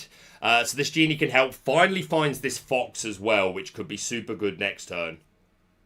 And we just see a Sing Sudden Chill. So Artabax is going to be forced to discard a card, and we can trigger the Muses to bounce the Genie. That would gain us some tempo, but let Artabax play another Genie next turn to draw another card. And we don't really have enough lore on board as Zan to be okay with giving them more resources, because we're nowhere near to closing the game. I believe we are only at the 5 lore, right? So we're way too far in order to consider bouncing the Genie be a worthy player. So I think we are going to miss the Muses trigger here, because that card is way more valuable in this scenario. I get your POV. You might be right. I would have guessed at still bouncing it, just because it sort of says, okay, you get to draw another card next turn, but you're still spending your whole turn just playing a Genie again. It maybe gives me a bit more time to develop my board, but I think judging by the mannerisms of the players, you may have been right. It does seem like they have maybe moved that past that point. You don't know yet. I know Zan takes his time, likes to really think things through, which we're not playing by any time limit here, so we have no issues with that whatsoever. But yeah, it's interesting. I think you make a great point about, again, like the accumulation of resources. But again, sometimes just saying, okay, spend your whole next turn doing what you already did again to give me time to play this dock and to start drawing maybe some removal songs, etc. So I think there's a reasonable argument both sides. Still to see any more play. I think there's a good argument, but again, it comes all the way to the tempo, and I think that like how close we are to closing out the game isn't close enough to make it a good play. Sure. It's very contextual. Yeah, no, I agree. I think we do see the miss on the trigger here. No, we are seeing it. He takes the trigger. Does take the trigger. Okay. There we go. I misread the hand motion. No, I for what it's worth, I still think everything you just said is still absolutely accurate and may have still been the correct play, but Zan in this moment, obviously to seeing the other side, is deciding, no, I'm going to make you take another turn off. Give me some time to develop a board. And we do see that dot come down, and we draw a Let the Storm Rage On and another Mine. So that Storm's going to help. So yeah, personally, I quite like that move. Again, Artabax already at 8 lore. He would have gone up to 10 otherwise, and then you're really already starting to get into the danger zone, right? Especially when like goats and things like that are concerned. So what it's worth, I quite like the play, but I see your POV for sure. Yeah, I think specifically they may be respecting the Elsa they saw in hand previously, because if the Genie was still on board and they played the Elsa down, then the Muses would be removed. And right now, the Muses is the key out for Zan to be able to control the board. So while they are giving Artabax resources in this case, at least they protect their Muses because they don't have knowledge of the Fox, right? Yeah, 100%. And we're going to sing Let the Storm Rage on ourselves. To draw another card, putting 2 damage on that dock that just came down. Happy, gonna go on a little quest along with Diablo. I know it's cheesy, but like, it's part of what I love about Disney Lorcana. How often do you get to say things like that? Happy and Diablo off a little quest together. I wonder what they're doing. They're gaining 2 lore, that's for sure. And I think that's going to be all the gas for Zan this turn. Another Fox off the top for Artabax, which is not bad. Again, we've already got one, but again, with Zan's board, it would be nice if we can string together a couple of challenges in a turn. If we can get if we got enough ink that we can go 1 drop Fox, favourable trade that we survive, play the other Fox, get another trade, especially with this Mines down. So that second Fox may be necessary, but does Artabax want to keep inking at this point? We are going to see that Fox come down, Ursula being returned to hand. Did we quest first? Yes. What's really interesting about this play we played it this time. Is that if the Genie was left on board, the Fox would have been able to take out the Mine. So here they do take out the Muses with 1 damage left. But because we still have the mines, because Zan made the play to respect the genie and keep the mines alive, we do have options to move any character into the mines in order to ping 1 damage on the Fox. So next turn, let's say we play that dock, we draw another character that's cheap, we could play it, move it into the mines, ping 1 damage, and then we've left 3 knights on the board representing 6 damage for 6 ink. Yep. It's one heck of a setup. We do choose to ink that. I was going to say that Incula. Ink that Ursula. Which, again, I did wonder if there was something to be said for what you mentioned earlier, just establishing it just so you can threaten that shift into the big Ursula, because that's super good. We know that Zan's deck enjoys singing songs, and we shut that down. We're a big body, so it's going to be quite hard to remove, and questing for 3 could be like the nice bit of gas that we need, but Artabax says no, inking that Ursula and passing, and I think this is going to be the Hypnotize. Does choose to discard the Genie, which can't feel good. I mean, I can understand wanting to keep the Fox, because you need to start responding to this board, right? But are we at 5 ink or 6 ink? I think we're at 6 ink. I think we're at 6 ink. Yeah, I do think you're right. We have to be at 6. Judging by the previous so turn. I'm guessing the situation here is that, look, we get rid of the Genie, that sucks. It's essentially representing 2 cards. But the benefit is that now we leave ourselves, we're removing the variance of do we draw an inkable next turn. So now we're guaranteed to have an inkable from the Fox to ink it and play Ursula the next turn. This is a big body that's going to be able to, when it quests, exert other characters or just trade into those characters itself. And also just quest for free, right? Like, it's going to be very hard for Zan to deal with. They would have to expend a lot of resources, like moving all of their knights into the mines in order to deal enough damage. Yeah, like we say, these mines have just been sort of the story of this game, and having still Speci's word, an abundance of knights. He loves that word. I like plethora. But there's basically a ton of knights being the point here. To move into this mine is a working day. Hi ho, 2 damage to all.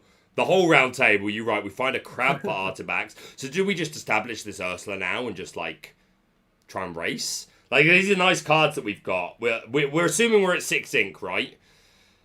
Unfortunate that we can't...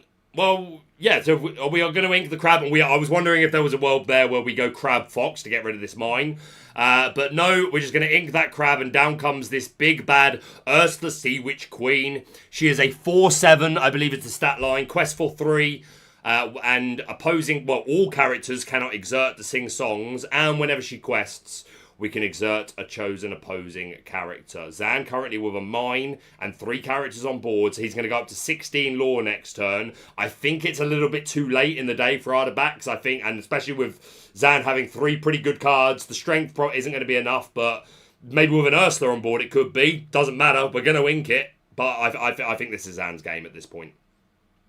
You know what? I think I actually much prefer your play of the Fox into the Crab to remove the mines, because, both the Ursula and the Fox can stay on the board and hopefully trade into another card afterwards. But at least with removing the mines, you take out 1 lore, then 2 lore. With playing the Ursula, you're setting up 3 lore against Zan's 4 lore, but you're behind on cards, you're behind on lore, that's probably a bit too slow.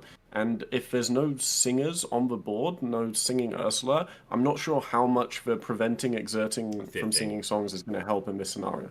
Yeah, it's certainly another line that was possible. Of course, establishing this Ursula means we can challenge or quest and then bounce it back and play the Fox. But yeah, it's certainly something to be said for that.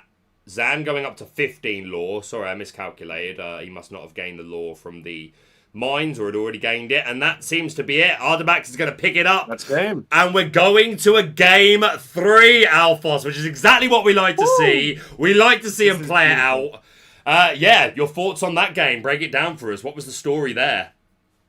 So I actually think the game started out not in Zan's favor, but through the additions of it, as we said earlier, those tempo swingy cards, the mine stuck. They had Artabax didn't have a Fox answer early. Zan correctly dealt with the goat to make sure they wouldn't be able to clear the mines.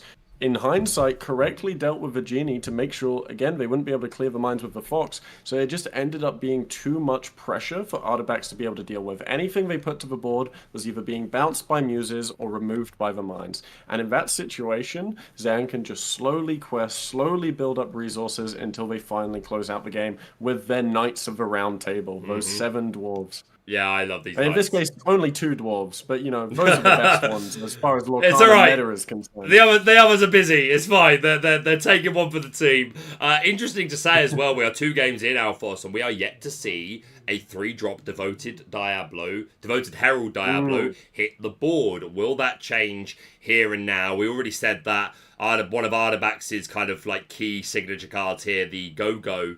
Not a ton of utility in this matchup with not a lot of characters that are all that big. 3 would be the ceiling for that from like a Pete or a Ursula. Of course, that could change if something's at Cove, then potentially we could get something a little higher, but the biggest thing is the Muses, of course, has Ward. So that Go-Go, unlikely to do a whole lot, unless it's just being an evasive threat. But the Diablo could still come through, and is quite annoying for some Amethyst decks, because we do know that they like to draw cards. Will that change here? Artabax is going to be on the play, and this game will be the decider. Will Syed go on and make it a North America versus North America finals going up against Zach Bivens? Or will the Allfather of EA Tempo, Artabax, claim this one and go on to represent the EU in what is bound to be an incredible final? Whichever player wins, it's bound to be an incredible final. Zach Bivens, yeah, I mean, these are all high-caliber players. It's going to be incredible Lorcana, no matter who makes it through.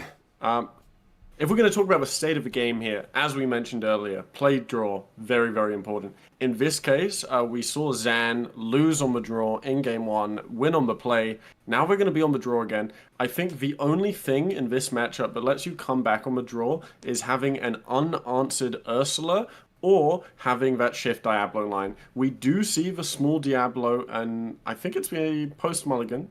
No, not quite. It's the initial mulligan. So something you might go for here is getting rid of as many cards as you can until you hit that mulligan.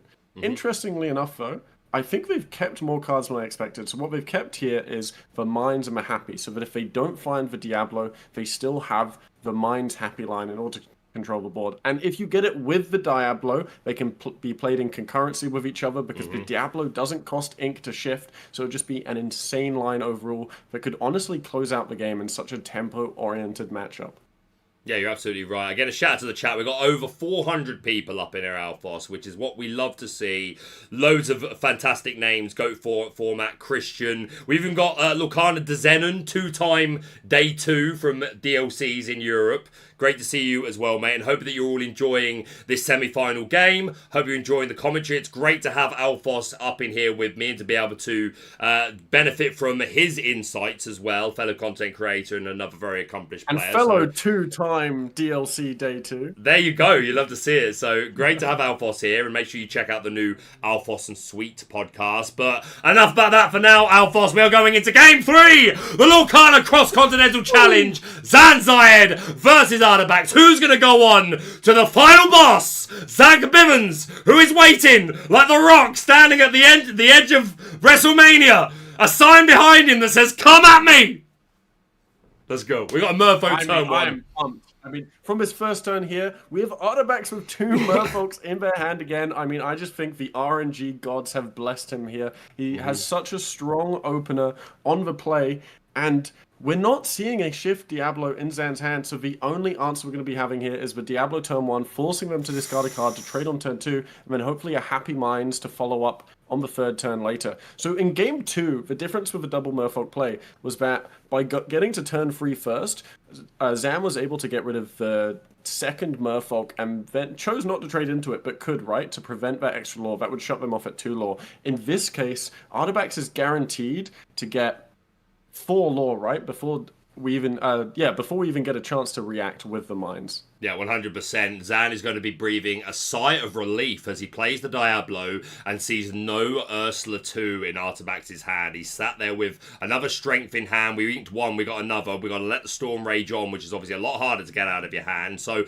a sigh of relief there from Zan. Not going to be deceived, not going to lose his voice this time round. Worth mentioning, though, we'll have taken note of that Peter Pan Shadow Finder, which now basically says, don't you dare play your Diablo 3 without a hidden cove, or it is not long for this Lorcana realm. So, like, really important information there from Zan. Knows that his songs are safe at the moment. Knows that this Peter Pan is in hand. It's only a one-off, so sometimes you do kind of just say, well, you can't play around every one-off. You have to roll the dice, right? But information's so important.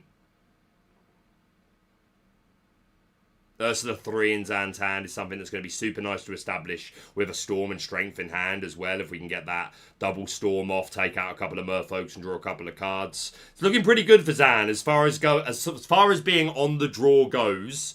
His hand seems fairly well prepped for it.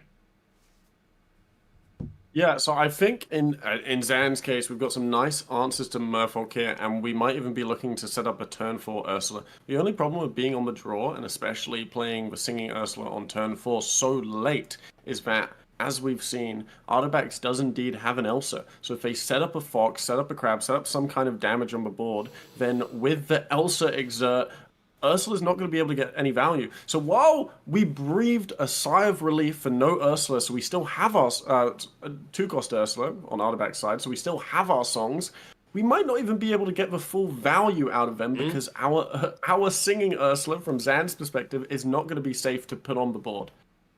Yeah, no, you're 100% correct. We saw game 1, the difference maker that Elsa was onto that Ursa Deceiver of All. Even without Zan having the songs ready to go, it was just his out for any song he may have drawn, and that Elsa put that to shame. Will that be the case again here? It's looking like we want to ink a mine here. At least that's what Zan seems to be toying with at the moment. But like a nice hand of options. Obviously, these Petes are basically useless in this matchup, as we said earlier. Artabax playing 0 actions, just give me 60 characters, turn them sideways, let me draw some cards sometimes, and I am good. So these Pete's not really providing a lot other than just maybe a stable body. A 3/3 body is the 3/3 body is nice. It trades into a fox cleanly, it trades into a goat cleanly, it trades into a rabbit 2 for 1. So that's, I think, where the 3/3 stat line is still useful, but as you say, not a single action card in Artabax's deck, so we're not getting any value from the on-play effect. And we weren't looking at inking the mine, we were looking to discard it, as that Diablo Maleficent Spy is going to challenge the Merfolk, discard that mine, and we're going to play a happy, we're going to ink a Pete, and that seems to be all that we wrote as we pass over to Artabax, who draws a Mother Gothel, I do believe that was. He's doing a good job of covering it up immediately. It's like, no, Baker Alphos, you will not see. It's playing games with us, Artabax. Yeah, it is a Mother Gothel. Again, as we said, not really for this matchup. The card that I'm afraid to say I did not remember the effect of and could not read it in the deck image earlier today. The pixels were just too tiny, so thank you for reminding me of the effect earlier. But now that I know the effect, how useful is it in this matchup? I think not very much, right? Like, this is a very wide board matchup. Zan's looking to build lots of small characters, and especially characters that he likes bouncing back to hand anyway because he runs muses. So it's not often where the Mother Knows Best is going to be able to save you in this scenario. The only target really is the Singing Ursula. But bad news for Zan, they now have 2 answers to Singing Ursula. If he doesn't have enough damage on the board because Zan's able to deal with it cleanly, then, which makes the Elsa less useful, he's still going to have the Mother Knows Best option attached to the Mother Gothel in order to deal with, as we've just seen, the Ursula played here. But Zan is not aware of the Mother Knows Best option. Artabax is on the play, so while Artabax isn't going to reach it quite this turn, he can still set up a Fox to set up the Elsa on turn 5, or if that's removed, can set up the Mother Knows Best Mother Gothel play on turn 5. Yeah, it would have been a potential line, but I do believe that Gothel has been now sent to the Inkwell, is no longer for this world, unless he put it to the back, but I think that's the Peter Pan Shadow Finder at the back there.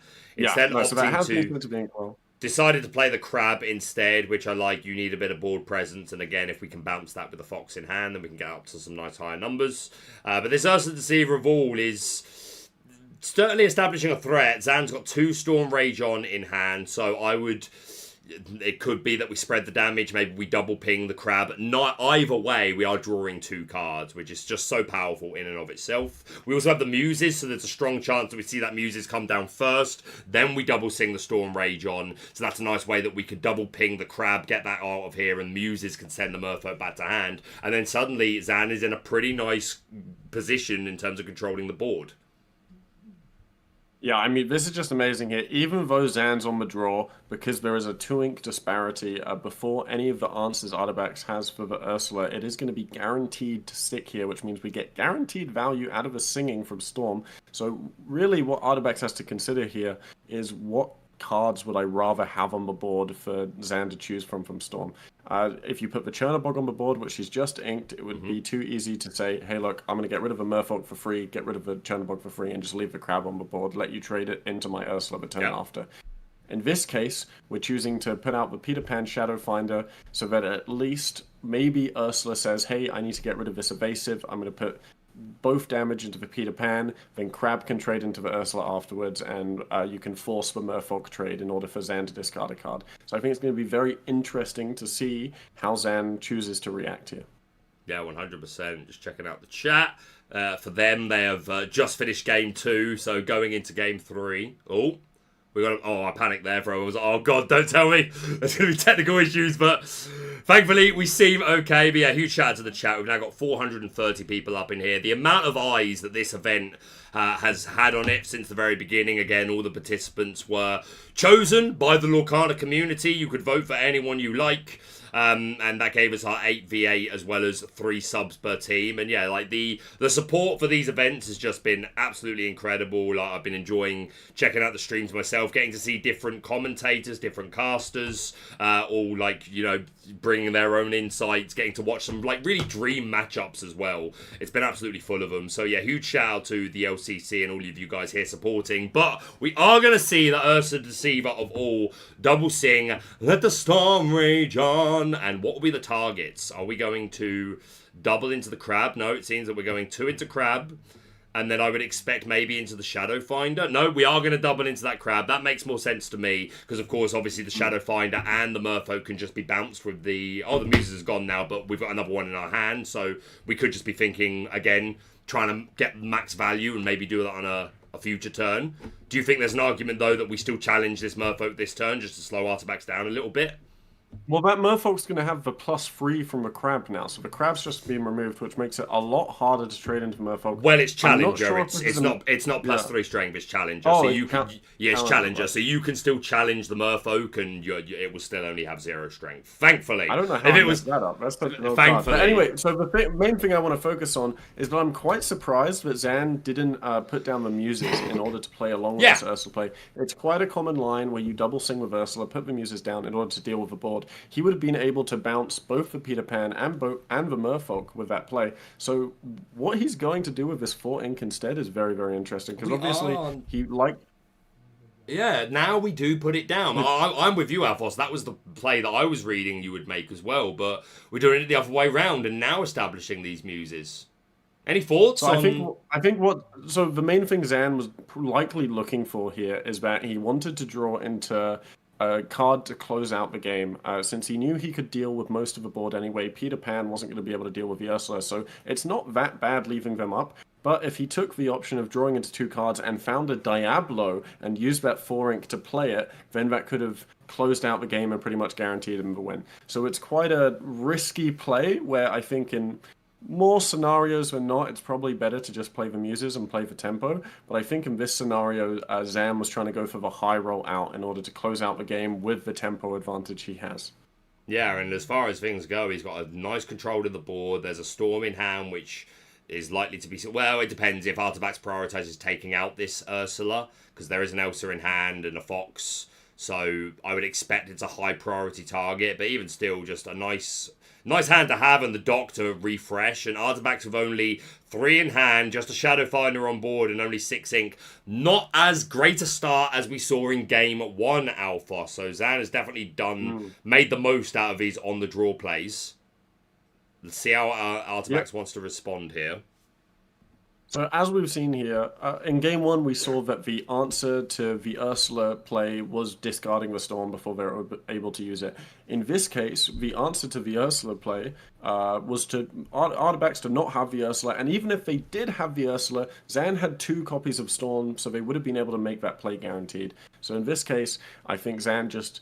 They didn't have the perfect hand. Perfect would be to have Diablo 2, but they had one of the best hands possible in order to be able to win on the draw in this matchup, which I'd say is a favored matchup for Green Steel. Yeah, no, I absolutely agree. Shout out to Ed Lorcana. That's gotta be Kane. It's gotta be Crab. Sorry, personal joke. We were play testing and we were saying when you play Crab, you gotta go, that's gotta be Kane! Which again, wrestling reference. I appeal to like 10% of my audience. But nonetheless, that Fox is gonna come down, bouncing back the Shadow Finder. I assume did we quest first, or was there something else that we took out? Was there a dock to take out? First? Yeah, there was a dock. Nice. No, sorry, Ursula to take out. Just the Ursula. I wondered if the Shadow Finder had something you could challenge. No, sorry, the Ursula was taken out by the Fox. I was fixing my headphone disconnecting, so I didn't quite catch what the Peter Pan did first. Yeah, I expected the very least it quested. I was just having a look at chat. But yeah, this Fox coming down takes out the Ursula Deceiver of All. Is going to survive that. And that's a nice play from Artabax. Obviously doesn't know Zan's hand, but that Storm Rage on would have, again, been a great swing turn for Zan to put some damage down and draw some more cards. We are still going to see that let the Storm Rage on sang, I believe, by the Muses. Yes. Remove that Fox. This does leave the ink for them to play, and as Zan was trying to do previously, they were digging for the Diablo. Now they've found the Diablo. Unfortunately, there is still the Elsa and Peter Pan and a Kit answer in hand, so it's not going to do much on its own, which, if we rewind a couple turns, I do think it was better to play the Muses, because we knew the Elsa answer was there, so maybe we'll ask this in the player interview for Zan later. But you know, hindsight is 20/20. We put the Diablo down. It hopefully forces them to expend their resources to deal with it, while we push pressure by questing with all our other characters. Ooh, so nice turn. We're able to ink, play down this Devoted Herald and a dock, and we drew into 2 copies of We Don't Talk About Bruno. We have nothing that can sing this, but we'll be able to just play it by paying ink next turn and get some more Muses triggers. But yeah, as far as cards... Artabax, it's not looking good for Artabax. Nothing on board. Only 3 in hand. We draw up to 4, the Fox. But as far as cards to have go, this is not too bad. We're at 4 or 5 ink. We're at 4 ink, I'm assuming, unless Artabax has missed one there. It is just 4. So if we want to play this Elsa, we would have to ink something more. Do you prioritize that? Do you just Elsa and get rid of this Diablo before you let it draw any cards? I think you have to in this scenario, because your other options aren't that great. The Kit extends it a turn. The Peter threatens trading in, gets rid of something else, but could still be removed by one of Zan's removal spells, or the Bruno that they don't know about and we won't talk about. So in this case, I think that Elsa is the best play, just because you need to prevent them from building more card advantage. You don't know what 2 cards Zan drew from dock, so you have to prevent all possibilities and all outs from letting them close out the game. Because Green Steel isn't a deck that can quest fast. Even if Zan looks ahead right now, if his resources are dealt with, he's going to lose the game, because he wins the game on resources alone. He's not really a deck where he can win on tempo. The only card in the deck that quests for 2 is Prince John and Lucifer. Yeah, definitely a very slow, grindy quest to 20. But yeah, that Elsa, as we predicted, is going to just remove that Diablo straight away. Zan drawing into a 1-drop Diablo, which is not really what you want to see at this point, but you can just ink it and get us up to the 5 ink needed. Oh no, we're already at 5 ink for Zan, so maybe we don't even need to do that if we want to play this Bruno to get this Elsa off the board. The problem is if you throw this Elsa back and then you discard something different, then this Elsa is free to come down once again, and quite a lot of our characters don't like to see this Elsa. We're going to you want to hear a cool play option?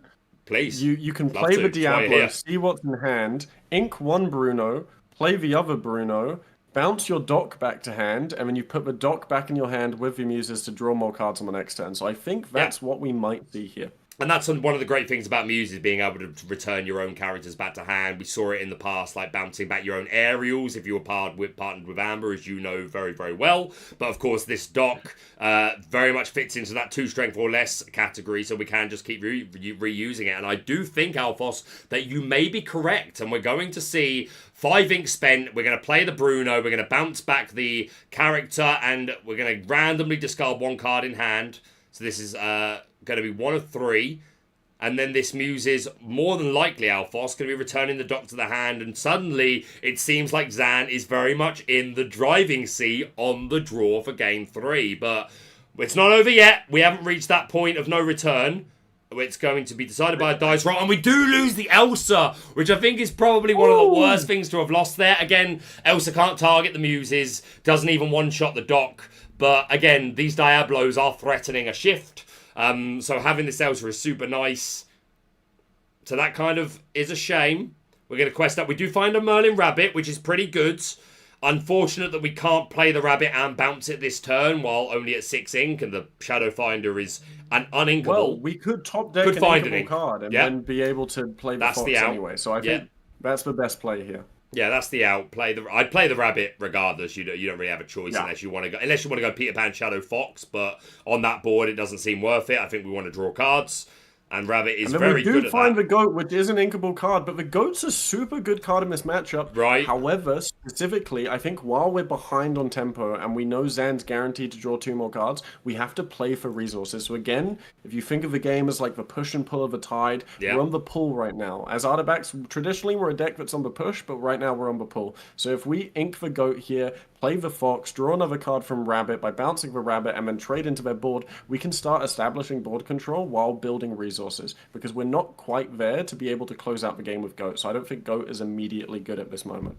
We've got plenty of European Day 2 finalists in the chat as well. Seeing all the beautiful headshots that were taken for the players that made Day 2. So again, great to see so many big Lorcana names and brand new Lorcana names. Even if you recently picked up the game, you are most welcome here to check out the highest level of competitive play as voted for by the Lorcana community and then fought for through 4 rounds of Swiss with the best of the best.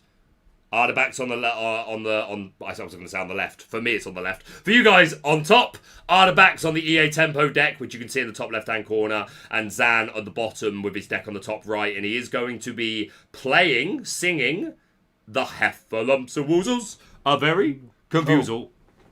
That's going to stop the Rabbit from questing. The Rabbit from questing on the next turn. And draw a card. Probably wanted to trade anyway, but the big thing is draw a card, right? We get to cycle, see more of our deck, see some options to control the board. And we do bounce that Rabbit back, which is going to allow Artabax to draw another card. So Zan not afraid to give Artabax some extra resources at this point in the game, just for being able to have control of the board. He's got a few characters. Even this Rabbit can take out these Diablos quite easily. You could challenge something and then bounce it back with Fox and then take out a Muses. If Zan may not even turn the Muses sideways, to be honest. It's such a valuable piece, and I'm pretty sure he knows that there's a Fox from prior Diablo plays, so it makes sense to just keep it ready, keep it safe. It's offering a lot of advantage, and down comes the deceiver of all, Alphos.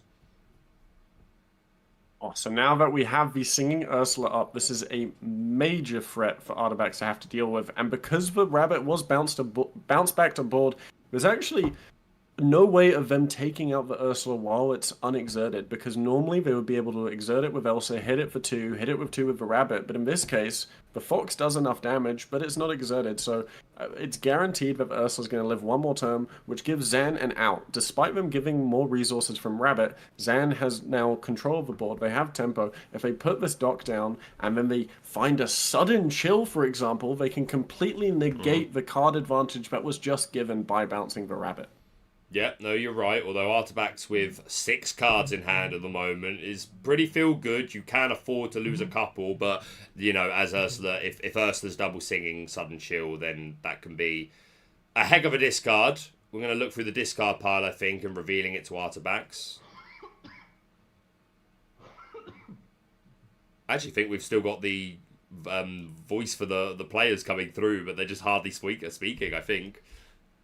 Unless that was one of the judges that was coughing then. Maybe.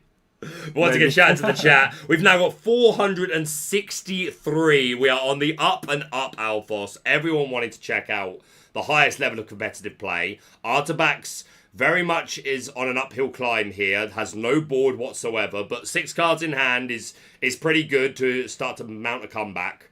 But Zan done a great job of like not questing with anything that's offering too much value, because as we already saw in this game, the ability for the muses to keep bouncing back this stock and let us keep drawing cards is so strong.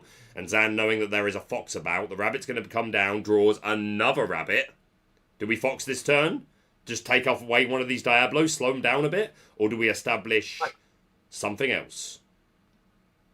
What is this going to do? It's tough, because you could go wider, right? You could save the fox to make sure you can definitely trade the fox into the Ursula on a future turn. But if you go wider with a card like Roses, then you'd be able to both push some lore, which threatens your opponent a bit more in having to control your board, and set up a body that would be able to trade into the Ursula afterwards. In this case, they are inking the goat, playing a Chernobogs, and passing. I mean, I don't think they had quite enough lore to play a fox anyway. What are they at? They're at 6. Yeah, they didn't have enough because they played the rabbit, right? So they would have needed to...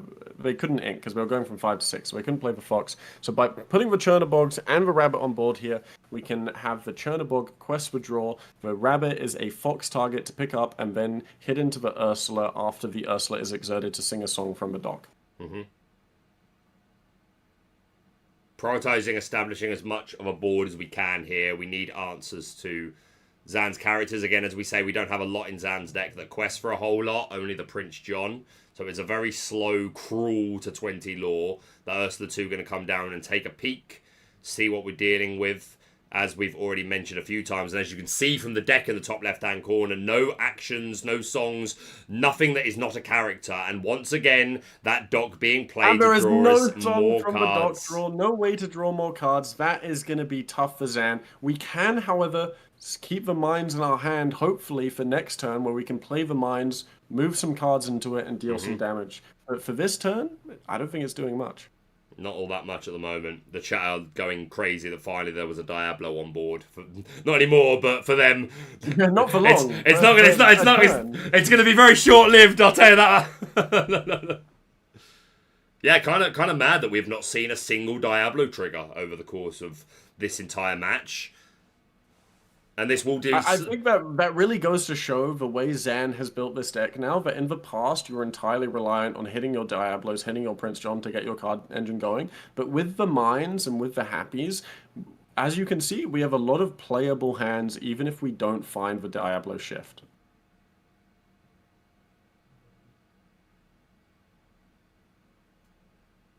Both players taking their time. Again, we've got no time limit here, and this is the final game to see who will go on to fight to face Zach Bivens in the final. A couple of people are saying GG at the point that they're in. They think it's over. I was saying GG 10 minutes ago. They were indeed. A couple of people saying it's GG 10 minutes ago. To be fair, like I think they were at the point where we were saying like it's looking like Zan Artabax only had 2 free cards in hand, and Zan with a bit of a wide board, and again, very much have put themselves back into the driver's seat for this match, despite being on the draw. But it's not over yet. I don't think I would have called it GG at that point, because no. I remember mentioning earlier that while Zan did have the tempo and they had control of the board, it's a deck that's very slow at questing, so it can't close out the game quickly, so it gave Artabax lots of turns to come back and build resources, as we've seen here from the bouncing the rabbit multiple times, once from the fox, once from the muses. People saying that this version of Emerald Steel seems really strong but very hard to pilot, which I very much imagine is the case. So many such minute decisions to be made, and we already know how important for any deck just the mulligan and the inking can be. But after that, to a degree, some decks can be very streamlined, but definitely not the case with this Emerald Steel deck with so many tools at its disposal. We see the mine established and a pass over to Artabax finds that snake. We've got lots of bounce. Haven't been able to play any genies either this game at all. Not that they're great at the moment, again, because the muses can keep bouncing it back, but still. Yeah, again, Genie is one of those cards that you use to close out the game or push the tempo. What if you just need another card to draw, right? But I mean, Artabax has sort of been on the back foot the entire game. They're having to play cards to react to Zan's board. They've never really gotten the breathing room to play the Genie in order to push some lore, which is great news for Zan, who now has a Mines on the board, has a Knight on the board, has options to spend ink to deal damage. I think playing the Mines was a smart move, right? Because while they can rabbit it, fox it, that at least forces them to use the fox on the Mines rather than saving it for the Ursula. So I think Zan's given himself the most amount of outs here by making it much harder for Artabax to choose how to use his removal and play this turn specifically. Yeah, and again, it's like we spoke about in the first game, it's forcing Artabax to be reactive as much as possible and don't give them those off turns to just to start assembling their own game turn with their own game plan and be racing away themselves. Artabax can't race this. He has to spend time trying to control this board to a degree. Glad you got your play set of docks, because this guy is going up and up. I think you're absolutely right. I think docks and mines, get your foils if you haven't already got them. I mean, yeah, on the note of it being hard to play earlier, I played 50 games of one of Zan's versions of the list in the lead up to the Paracel CQ. And man, that deck was hard to get my head around. I was just texting Zan and being like, hey, I don't really get how this works. And he'd tell me a line, I'd be like, oh, that makes sense now. So, I mean, one of the great things about Lorcana and this community is once you build those friendships, you build those people you like to test with, you get to share knowledge with each other and become better at the game. And I think more than anything, building your network of competitive players is probably the best way to get good at this game. You can't do well on your own. I agree completely. The rabbit goes into the mines, then it's bounced back, draws the go-go to Margot. The fox finishes taking out the mines. Then we challenge the Chernabog into the Diablo, which is a double trade. We play the snake down to return that fox to our hand, so we have it for a future turn to be able to continue to control this board. And then down comes the go-go to Margot. I don't think its ability was triggered. There's no damage on the board, and I'm not sure if Artabax even had the ink for that. After having played Fox and Snake and Go-Go. No, so yeah, 7 ink. So yeah, not triggered for the ability, but a nice turn there from Artabax, able to remove a mine, able to remove one of the Diablos, and establishing that Snake with free strength is good enough to remove this Doc, to remove this Ursula, either Ursula. So that's pretty nice. And of course, this Go-Go to Margot, people forget, is indeed evasive. So a shift into a Diablo outside a Cove, the Go-Go will be able to deal with it. Unfortunately, this Muses could potentially bounce back this Go-Go if Zan chooses, but you can't just not develop a board just because you know your opponent can bounce something back. You have to just keep playing things and hope there's a turn where it sticks. It's not going to be this turn, unfortunately, as Zan does play. We don't talk about Bruno returning that snake back to Artabax's hand. I expect that we will once again roll a dice to do this completely randomly. We've got 5 cards. I think here you really want to hit the fox, right? The fox is what's going to be able to very much so clear the board most efficiently. If we can hit that fox, which we do, and we do. We snipe the fox, giving us much more breathing room to let our board live just a couple more turns to try and push enough lore to get to that coveted 20 lore mark for the win. That is brutal for Artabax. Arguably the best card in his hand for this specific matchup. Could have quite happily given up the Peter Pan Shadowfinder or one of these Merlin bunnies. But no, you said it was the worst thing that could happen. And indeed, the dice roll was kind to Zan, getting rid of that fox. And that's a couple already gone through for Artabax. May have even inked one along the way. There's at least 2 in the discard. So yeah, that was an incredible hit for Zan, and I think really game-changing, because another Fox could have really helped Artabax continue to steady this board. It's going to be a lot harder now. Are we going to see that trigger from Muses after playing the We Don't Talk About Bruno to bounce either the Go-Go or even return our own Doc to our hand? I think returning our own Doc to the hand is probably the best play here. Because while we do have some nice board presence here, I don't think we quite have enough gas in the tank to push our, the pedal down on the match and make it to the finish line. So I think if we bounce that Doc back to our hand, we're going to be able to ink a card, play probably the Mines, and then play the Doc in order to hopefully find something to sing with the Ursula. Mm-hmm. Oh, but we skip the trigger. We do not bounce the Muses back. Do not bounce the Doc back with the Muses. Very interesting. Don't bounce anything back. Instead, I think we represent near lethal. We've got 1, 2, 3, 4. Okay, so we've just gone up to 12. If nothing is interrupted, then we can go up to 17 next turn, 5 lore on board. I don't expect this board to go completely untouched. At the very least, you send the go-go into the Diablo. You would rather better. You would rather a crab or a fox to do something a bit more substantial, but unfortunately, it doesn't seem that Artabax has that. I expect we're going to go into this Diablo just to take some pressure off. We won't bounce Matamago, though, at least if we're going to not use the Muse's trigger on our dock, because then we'd save the Diablo from being traded into and leave one more lore on the board. Yeah. I suppose taking away the... And now the Ursula gets double traded into by the Peter Pan plus the Tamago that was led on the board, and the Snake's going to be able to bounce the Peter Pan back to hand in order to use on this turn again for a trade into the Diablo. So because we didn't bounce that Tamago, we've lost 2 cards instead of 1. I think maybe a slight error in play here when we're so close to being able to reach that 20 lore mark. Yeah, I was also surprised not to see it bounced. Nonetheless, we do see Artabax with an okay turn there, able to do a couple of bouncy things, play this Peter Pan Shadow. Oh, wait, no. Oh, it's a happy. I thought it was a dock. It's a a dock happy. Would have been insane off the rip.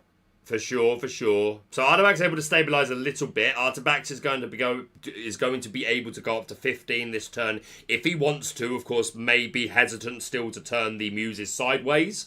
So I would not be surprised if that stays ready. But Zan closing in on game here. We're at 12. The Seven Dwarfs mine is going to go down by paying 2. Are we going to pay another 2 to move that knight into the mines? To get rid of the Peter Pan. The Shadow Finder You're not taking out another character. Yep, you are gone. You are no longer of this world, and we're going to quest up to 15. And this is a super sweet position for Zan to be in. I really think losing the Fox on that turn, Alphos, was a huge difference maker. We'd have had we'd done a much better job of being able to establish control, but we draw into a snake, which is not what we want to see. The snake that we've got on board at the moment can go into the Ursula, it can go into the mines, can go into the Happy, but that's not doing a whole lot, and unfortunately we don't have a lot more going on. The rabbit comes down, draws us a card, probably praying to find a fox, which we do not find.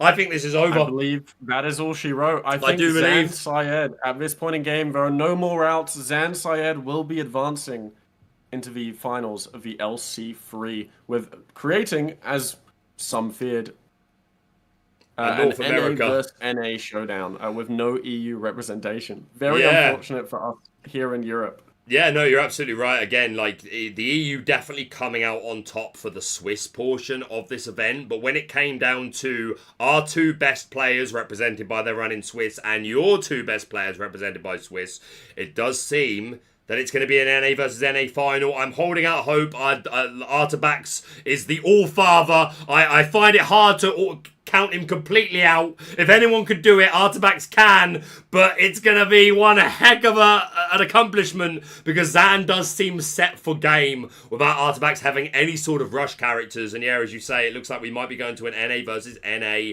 LCCC, LC3 final. Info is important. Info is always important. Info's always not about, and that's going to be it. We pass over. Yeah. We gain 1 lore from the mines, unless Dan already added that lore prematurely. I'm guessing so. Otherwise, this will just be game, right? You draw your card. Yeah. I don't believe it's prematurely. Yeah.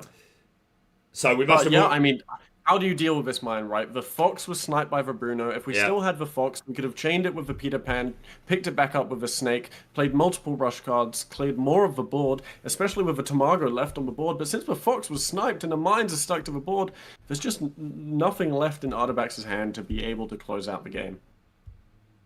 And Zan is going to go on some quests. Goes up to 19 lore. We go to Artabax. Elsa's a pretty good find, but I fear it's a little bit too late, Alphos. Not sure and unless what we can do. Unless we get a be-prepared slip under the table, sellotape to underneath his desk, I think this is game. I mean, even that would lose to the mine, so no amount of cheating could even win you this match.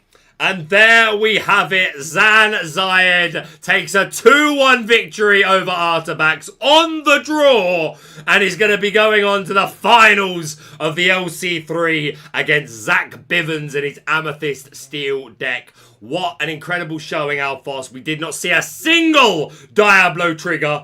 We did not see a single... Well, no, I tell a lie. We saw one Prince John trigger. I think one time a Sudden Chill was from played the with a Prince John. Hypnotize. But Not yeah, Sudden Chill. Yeah. game one, like Zan on the draw and didn't seem to have a whole lot going on, and Artabax able to like a really aggressive start in that game and take it fairly decisively. Game two going a lot more Zan's way. Once again, didn't find the Diablo, but just the mines really was the story of that game two, just the way they were controlling on that board. And what do you think of that game three, Alphos? What did it come down to there more than anything for you? Well, first off, I want to say I'm really happy with that game three because I think compared to the other two games, it was the most back and forth and could have had a winner at any point. In the first two games, we saw the matchup pretty much decided by the first three turns. What were the opening hands? What were the opening lines? But in this case, the openers were so similar that there was a lot of room for maneuverability in order to see who would come out on top. And especially with Zan on the disadvantage, I think the big difference was that singular turn where the Ursula went unanswered. We had two storms in hand, so we were able to get the double draw off the Ursula and build control of the board. And that Zan never really lost it from that point on. There were a couple moments where a bit like, oh, there's a lot of cards in Artabax's hand. Maybe they can come back. But Zan made the correct plays to play for tempo, to keep controlling the board, and close out the game with lore as opposed to building more resources. You're right. We can actually hear the players talking here if we see if we can catch any of the post-match chat. 100%. Okay, we should go to the... We should go to the interviews, Yep. Just caught the tail end of that as they are making their way hopefully into this Discord. Zan and Artabax, as soon as you can hear me, just let me know. Apparently not yet.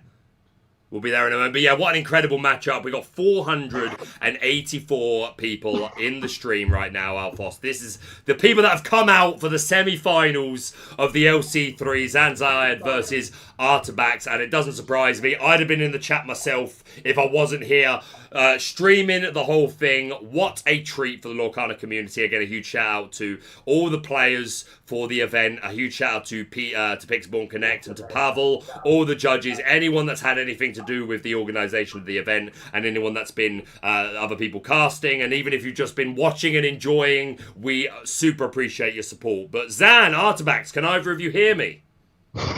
Yep, I can hear you perfectly. Yep. Excellent. Fantastic. So I'm joined by Alphos, who is my guest. So I'm going to allow Alphos to start us off. So by all means, Alphos, your choice who you'd like to start with, Artabax or Zan, and how would you like to start the line of questioning?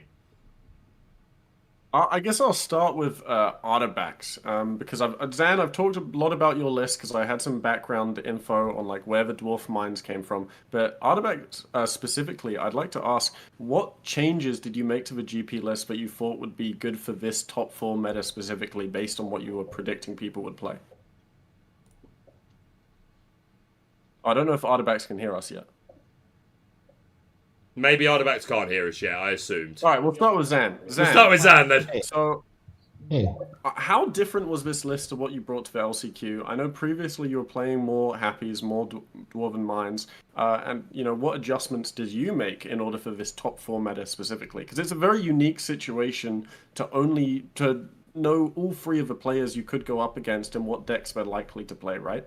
Yeah. Well, I just thought about what would be the most entertaining for everybody, and I felt like I was going to play against Artabax. And then the thing I have to think about is what is Artabax's range, right? And so I know that he's played green purple, and then I know that he's also played purple red, right? And so I need to pick something that is kind of in between that range. I'm sure he can play more stuff, but in terms of tournaments and where money has been on the line and qualifications have been on the line, he's brought one of those 2 decks, right? And so I have to find a version that lines up well against those. So the one I brought to the LCQ, I expected a lot more blue-red, right? It was either the most played or the second most played deck, right?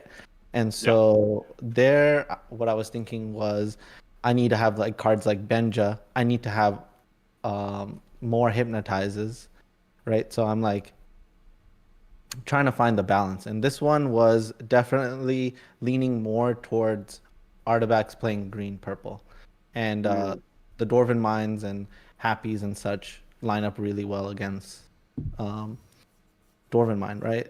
If you think about, my thought process was like, if I don't have good hands, how do I win, right?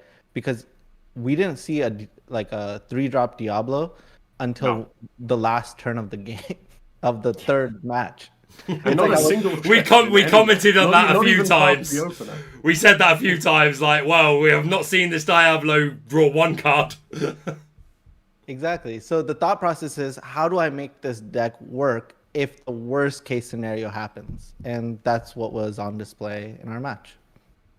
Yeah, I mean, I touched on it a bit on the cards, but I think that really is like amazing for this meta. It's amazing for this situation because the mines are so useful for controlling the board early when the meta's this fast. And obviously it gives you an out when you can't win on the resource game plan. You can't win on the Diablo high roll. How do you win? And in your case, being able to put the mines out, slowly control the board and build up tempo worked incredibly well, especially in the third game, despite being on the draw. Yep, I couldn't agree more. The key is you get to see your opponent's hand with Diablo, right? And so since you see their hand, I have to really rely on my recall to think about if it's a good time to play Dwarven Mine, if it's going to be a package that's going to work. And in game 3, since I was on the draw, I felt like the Dwarven Mine was already taken care of because I saw a Merlin Crab. And that's why I had to not play that on turn 2. I decided to play a Happy and ditch the Dwarven Mine.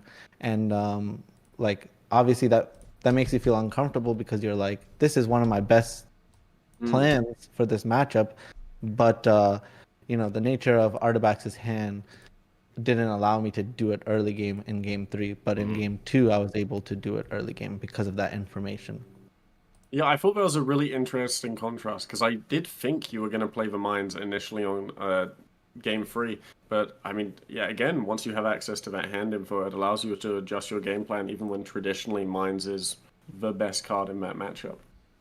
Do we have Artabax on mic yet? So that's why for anyone that figured I haven't been paying attention to Zan, I was just talking to Artabax. He's had a problem with Discord, and he's been logged out and he can't log in. So what we're going to do is after we've spoke to Zan, when we finish these questions for him, we're going to ring his partner on Discord, who they live together. So then we'll be able to talk, but we won't be able to talk. We won't be able to talk to them at the same time. So we'll speak to Zan now, and then afterwards we'll switch to a different call so that we can get Artabax's thoughts as well. Apologies though, while I was talking through that, did you discuss the Muses not sending back the go-go in your questioning there?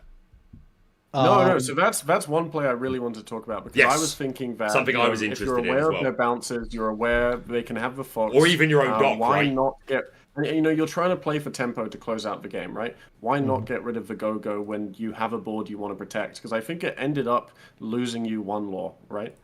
Are you talking about the go-go in game 3? Yes, in game 3. So they only had a go-go on board. You had about 3 cards on board, and you just sung a song with the Muses. And then it was like, do you bounce the dock? Oh, no, sorry. No, I think we missed this. I saw this in the chat. Zan did, in the chat we were saying from a 10 minutes delay, that he bounced the dock and then played it. So I think we missed that play. The board was Madam Mim, Snake, and Go-Go. And I had the dock in play. So I quested with dock first. Right.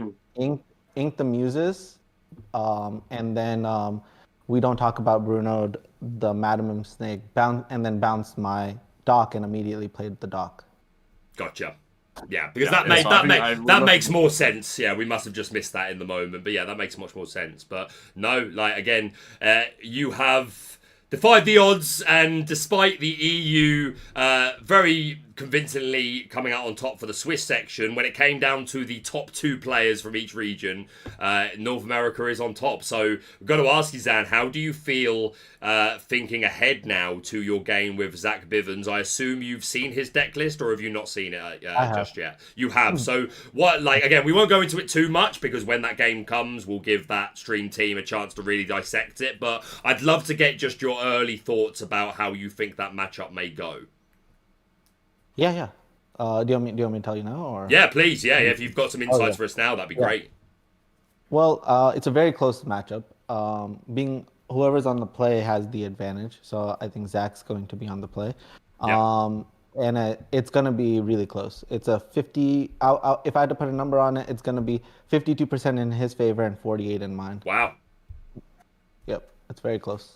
I'm super looking forward to seeing that match happen, and yeah, great to always a pleasure to watch you play. I've finally had the chance to meet you as well now, Zan. We met at Disneyland, which was a pleasure, and yeah, you're a great guy, great player, and I'm super excited to see this all-star final of Zach Bivens versus Zan Syed. Any last questions for Zan Alphos before we head over and try and contact Artabax? Yeah, I suppose I would like to ask. So Zan, you're a prominent player now. You and Zach especially. You know, I saw in Seattle you guys are getting pulled up by the PPG staff in order to be on the featured match. How does it feel to obviously this is quite a showmanship event, right? There's no money on the line. You're playing for the love of the game and for the fun of battling between regions. How does it feel to make it all the way to the end? I mean, blessed. To be honest, I mean, if you think about my standings, I had to win on tiebreakers. Yeah. So Artabax had to crush after I lost in round 1 to him. So all I can say is, sometimes it's better to be lucky than good. Yeah. It's where skill meets luck, right? That is a key part of card games. Yeah, the intersection of skill and luck. For sure. But yeah, Zan, the link to your Twitter and to your YouTube are in the description for anyone that's been living under a rock that may not know who you are. Highly recommend you go check out his content. Any thank yous or any plugs you want to do before we send you on your way and go have a chat about Artabax? I mean, thank you to Pavel for making all of this happen. 100%. One meme tweet that became this amazing show. And here we are. Great. The positivity we got out of it, we turned Twitch into an amazing event to reunite the community. Yeah. Don't know what you're talking about. Nothing to do with me, mate. But but yeah, I agree. Huge hats off to Pavel. We've created an event that we had 500 people in chat at max for this stream, so that's awesome that so many people have come out to support it. And yeah, a great game, Zan, and yeah, I wish you best of luck in your final. Super looking forward to seeing it, but we'll let you go, sir, and we're going to go have a chat with Artabax. All right, thank you. Bye, guys. Take care, dude. Cheers, Zan. Have a good one. So Alphos, you need to accept my friend request on Discord. Yes. So that I can We're not friends on Discord. No, apparently not. So I can add you to the voice call with Artabax, but via his lovely partner's account. My apologies, Baker. We have been friends for like a year now, and we're not friends on Discord. So it happens. So we should be friends now. So I should be able to invite you. If technology is... Yep, you are there now. So I'm now inviting you to a chat. And I am now going to... Okay, so I'm going to jump out of... We're going to jump out of this and we're going to jump into a voice call with Miria, which is Artabax. Okay?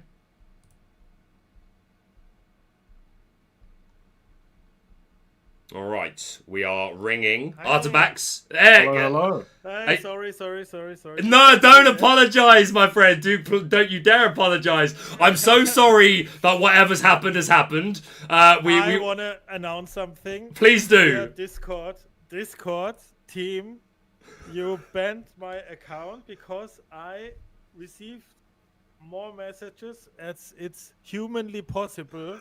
They said. Because I released my MetaFi and somehow they think I'm a spammer now. Oh no! So you've just started your MetaFi. You're getting loads of attention, and Discord were like, "That's kind of sus, mate." Yeah, that's the story. Is Sam still there? No, he's gone. No, unfortunately, he's already gone off now. But yeah, we had a nice chat with him. But we're keen to have a word with you. But yeah, sorry to hear about your Discord troubles. I hope you get that sorted. Are you still alright to have a chat with us about the game for 5 minutes or so? Yes. Excellent. Yes, of course. Thank you for. Stream? Yes, we are still on stream. Your people can hear you. Let's see some love. Although it's on a 10-minute delay, so you may have to wait 10 minutes if you're watching the stream. But yes, you can be heard. Once again, Alphos, my co-host here, I'm letting him very much take the wheel this session. So, Alphos, please, the floor is yours. What would you like to ask our almighty All-Father? of EA Tempo. Yeah, so Artabax, it's been a long time since the start of a set. You were given the opportunity to change the deck from the start of the LC3, and even from your experiences playing in the European Championship in Paris. Specifically to this top 4 of players, what sort of factors went into the way you changed your deck, such as, say, removing the bonsai? Yeah, I think I'm really happy with my list, how I played it today. The bonsais are really bad into steel. Yeah, especially green steel and ember steel. And it was a bit of a poker because I didn't know how San and how Sek will just adapt, or will, if they stick with their colors. Or so. It was a really cool deck building experience, and I was kind of in a how can you say, I didn't know how to decide because I thought, honestly, green purple will be not the best call for that, because both players, both Sek and San, are both really much on steel most of the time, and they will try to crush me, which they I saw, and I saw the deck list of both, and I knew it was gonna be very hard, and it was kind of true, but still it was a close game, so For sure. I was kind of happy how it worked out. There was some many decisions in this game, and some lucky things for me happening and some lucky things for him happening. And overall, I think it was a fair game, and his deck is stronger in this matchup, and it's kind of that what happened. So, not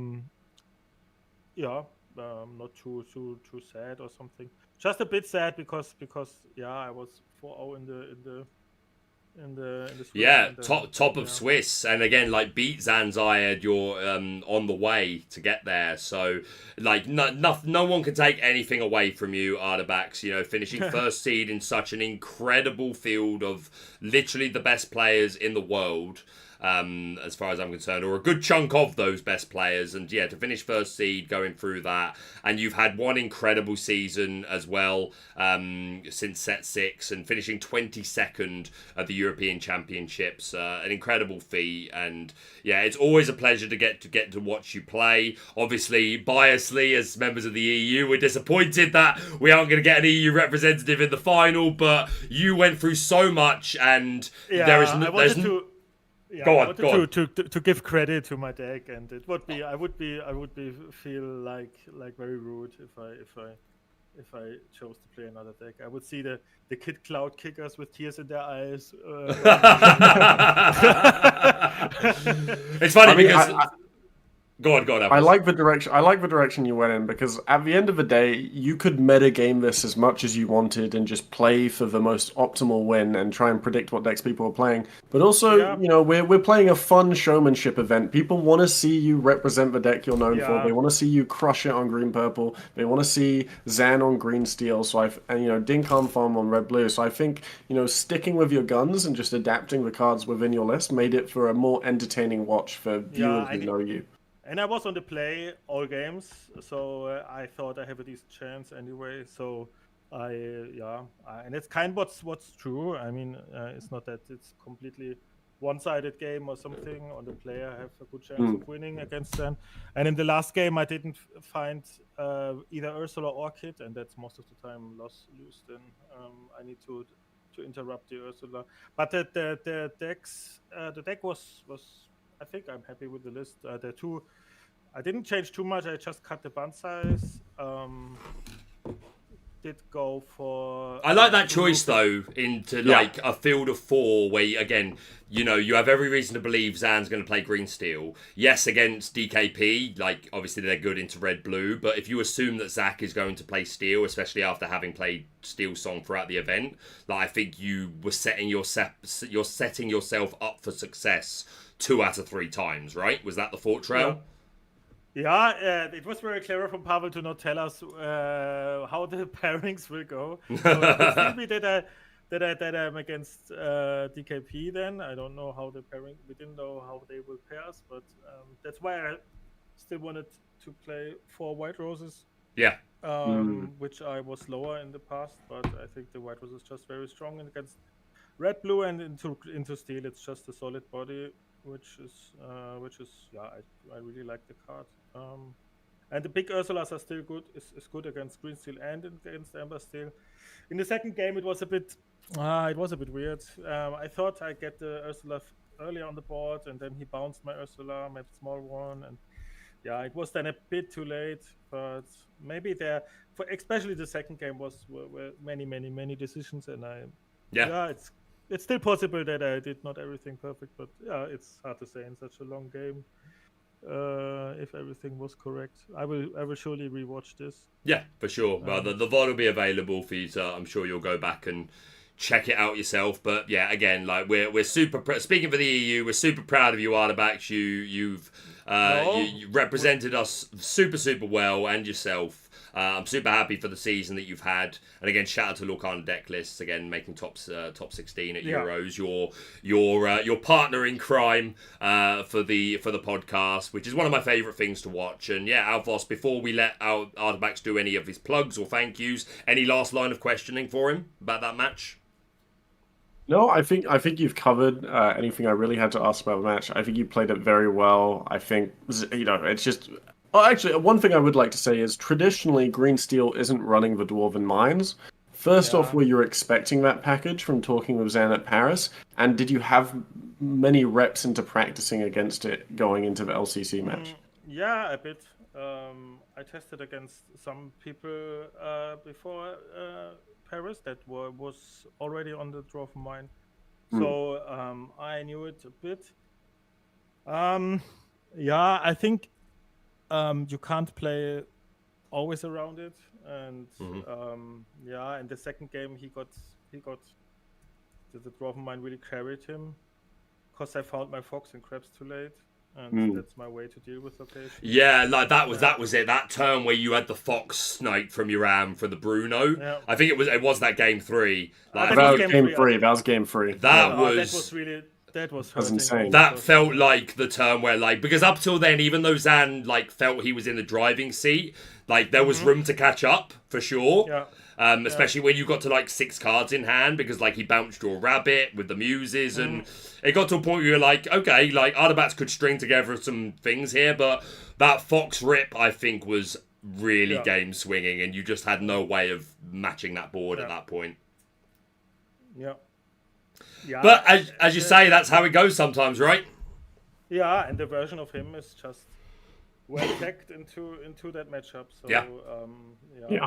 the 4 muses now, the more songs, the even the Dwarven Mine, it's annoying sometimes. I think his deck is now very well teched against green purple, and it's let's see how the meta will evolve. I'm happy that I don't have to prepare for any Continentals, because that's a weird position now, because everyone seems to crush green purple, to try to crush green purple because it performed so well. Well, maybe it would get you to change decks. Get out of your comfort zone. Try something new. I surely would probably. I mean, I know you could have quite handily picked up Ruby Amethyst if you really wanted to. Artabax. You're super experienced with that as well. Ruby Amethyst is kind of my how can I say, guilty pleasure? Is that what you're looking for? No, the holiday house. If my main house. Oh yeah. Artabax holidays in Ruby Amethyst, guys. You heard it here first. He'll get you a package. Ruby Amethyst is your Ibiza. Yeah, he'll get flying off doing. He's a regular. He'll get you a package deal. Be prepared, airlines. But no, Artabax again, a match very well played. Always great to watch you play. And yeah, it's an off season for us now, but I know that the future is going to be very bright for you. I have no doubt. Any last thank yous or shout outs or plugs that you would like to give the stream? Sorry to Europe that we screwed up now. The LCC goes to NA. I'm sorry. But other than that, shout out to my friend Lorcana Decklists, with whom I make the podcast together. Yeah. And shout out to all people who support me. I really appreciate anyone. And shout out to the community the best community I ever played a TCG in. And Awesome. yeah, and thanks for this great tournament, Pavel. Yeah. Yeah. Yeah, we all love Pavel very much, but awesome. Yeah, thank you, Artabax. We'll let you get away and send a strongly worded email to the moderators of Discord and ask them what the hell is going on. Can a man run a business? Can a man get a little success on Metaphor? Can a man sell a few guides without everything crashing down? Yeah, everyone in the stream, at Discord on Twitter, tweet hashtag save Artabax. Artabax needs help. We go Discord guy is to working. the main central of Discord with signs in our hands. Yes. I've got my I'll be sleeping bag. there. Have you got your cardboard and Sharpie? We've got your back, Artabax. We'll all be there, up in arms. Okay. Nice. Grab your pitchforks, like the card, mob song, steel card, sing together. You missed the chance to say grab your swords, but whatever, bro. Oh, you grab your You swords. missed the chance there, man. Anyway, Artabax, next time. all the love in the world, brother. Thank you so much. We'll let you crack on. We look forward to speaking to you again soon, but enjoy the rest of your day, my friend. Thank you so much. Have a good one. Bye. Take it easy, Have a bud. good one, Bye-bye. Artabax. Bye-bye. Thank you. Bye-bye. Alphos will jump into just the one-on-one chat to finish off. And give him a ring. Can you hear me? Yes, you can.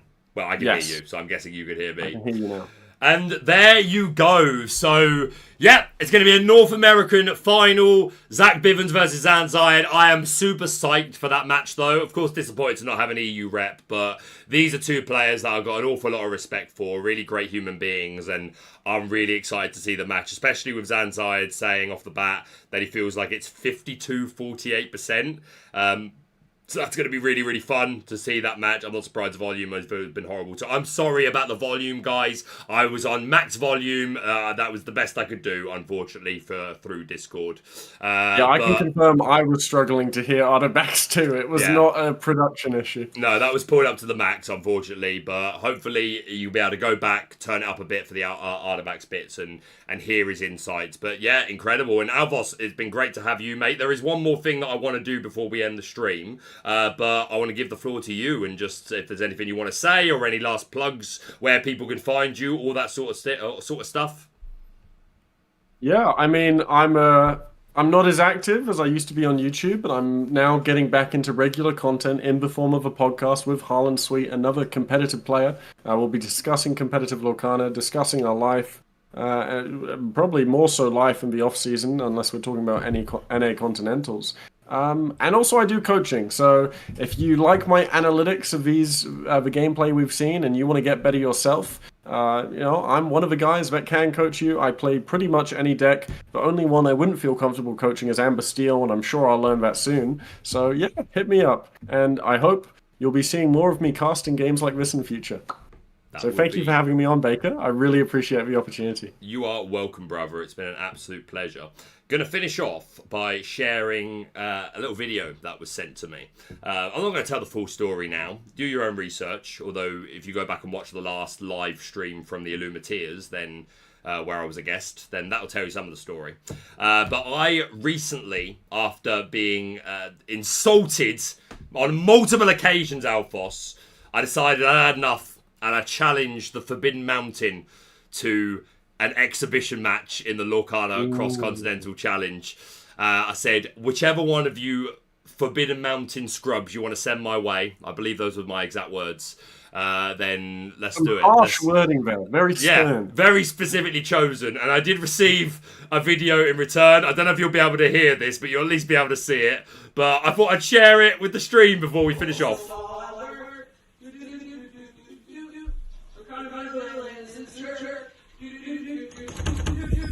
Babe. Yeah. Lorcana Villain challenged TFM to a match. Finally, I get to embarrass Lorcana Villain for real. None of this little game stuff. He started with Dan on Twitter. Guess what? Dan's my boy. All right. Dan's my friend. You got that? Dan's my boyfriend. All right. And no one is gonna mess with Dan and think they can get away with it. Anytime any place, let me know. And there you go. I don't think you could hear that, Alphos, but No, basically... unfortunately, my lip reading is not strong, but the emotions from his body, I could feel the tension. Right, you're absolutely right. So yeah, the challenge has been accepted. But Dick, I want you to know one thing. I don't hate you. In fact, I do like you. I like you a hell of a lot more than a lot of the content creators in the scene. What I hate is this idea that you're the best. Because you're not the best. I'm the best. I'm the best in the world, and I'm going to prove it on the 30th of January when I go one-on-one with Dick Burns. More information to follow. But that's about all the time we got left. I'm going to remember this time that I need to keep the stream going for another 10 minutes because it's on a delay. Because last time I clicked end and it just cut off. So I'm going to remember that this time. Absolutely. But that's been Alphos, linked down below. I think, actually, it might be Speci linked down below because that was the original plan. But I will switch it so that it's Alphos linked down below. And of course, you can find his Twitter from his tag there. But it's been a pleasure to have you. Thank you again to Pavel and to everyone that came out for this event. I'm Lorcana Villain, and we'll see you very soon. See you, Lunateers.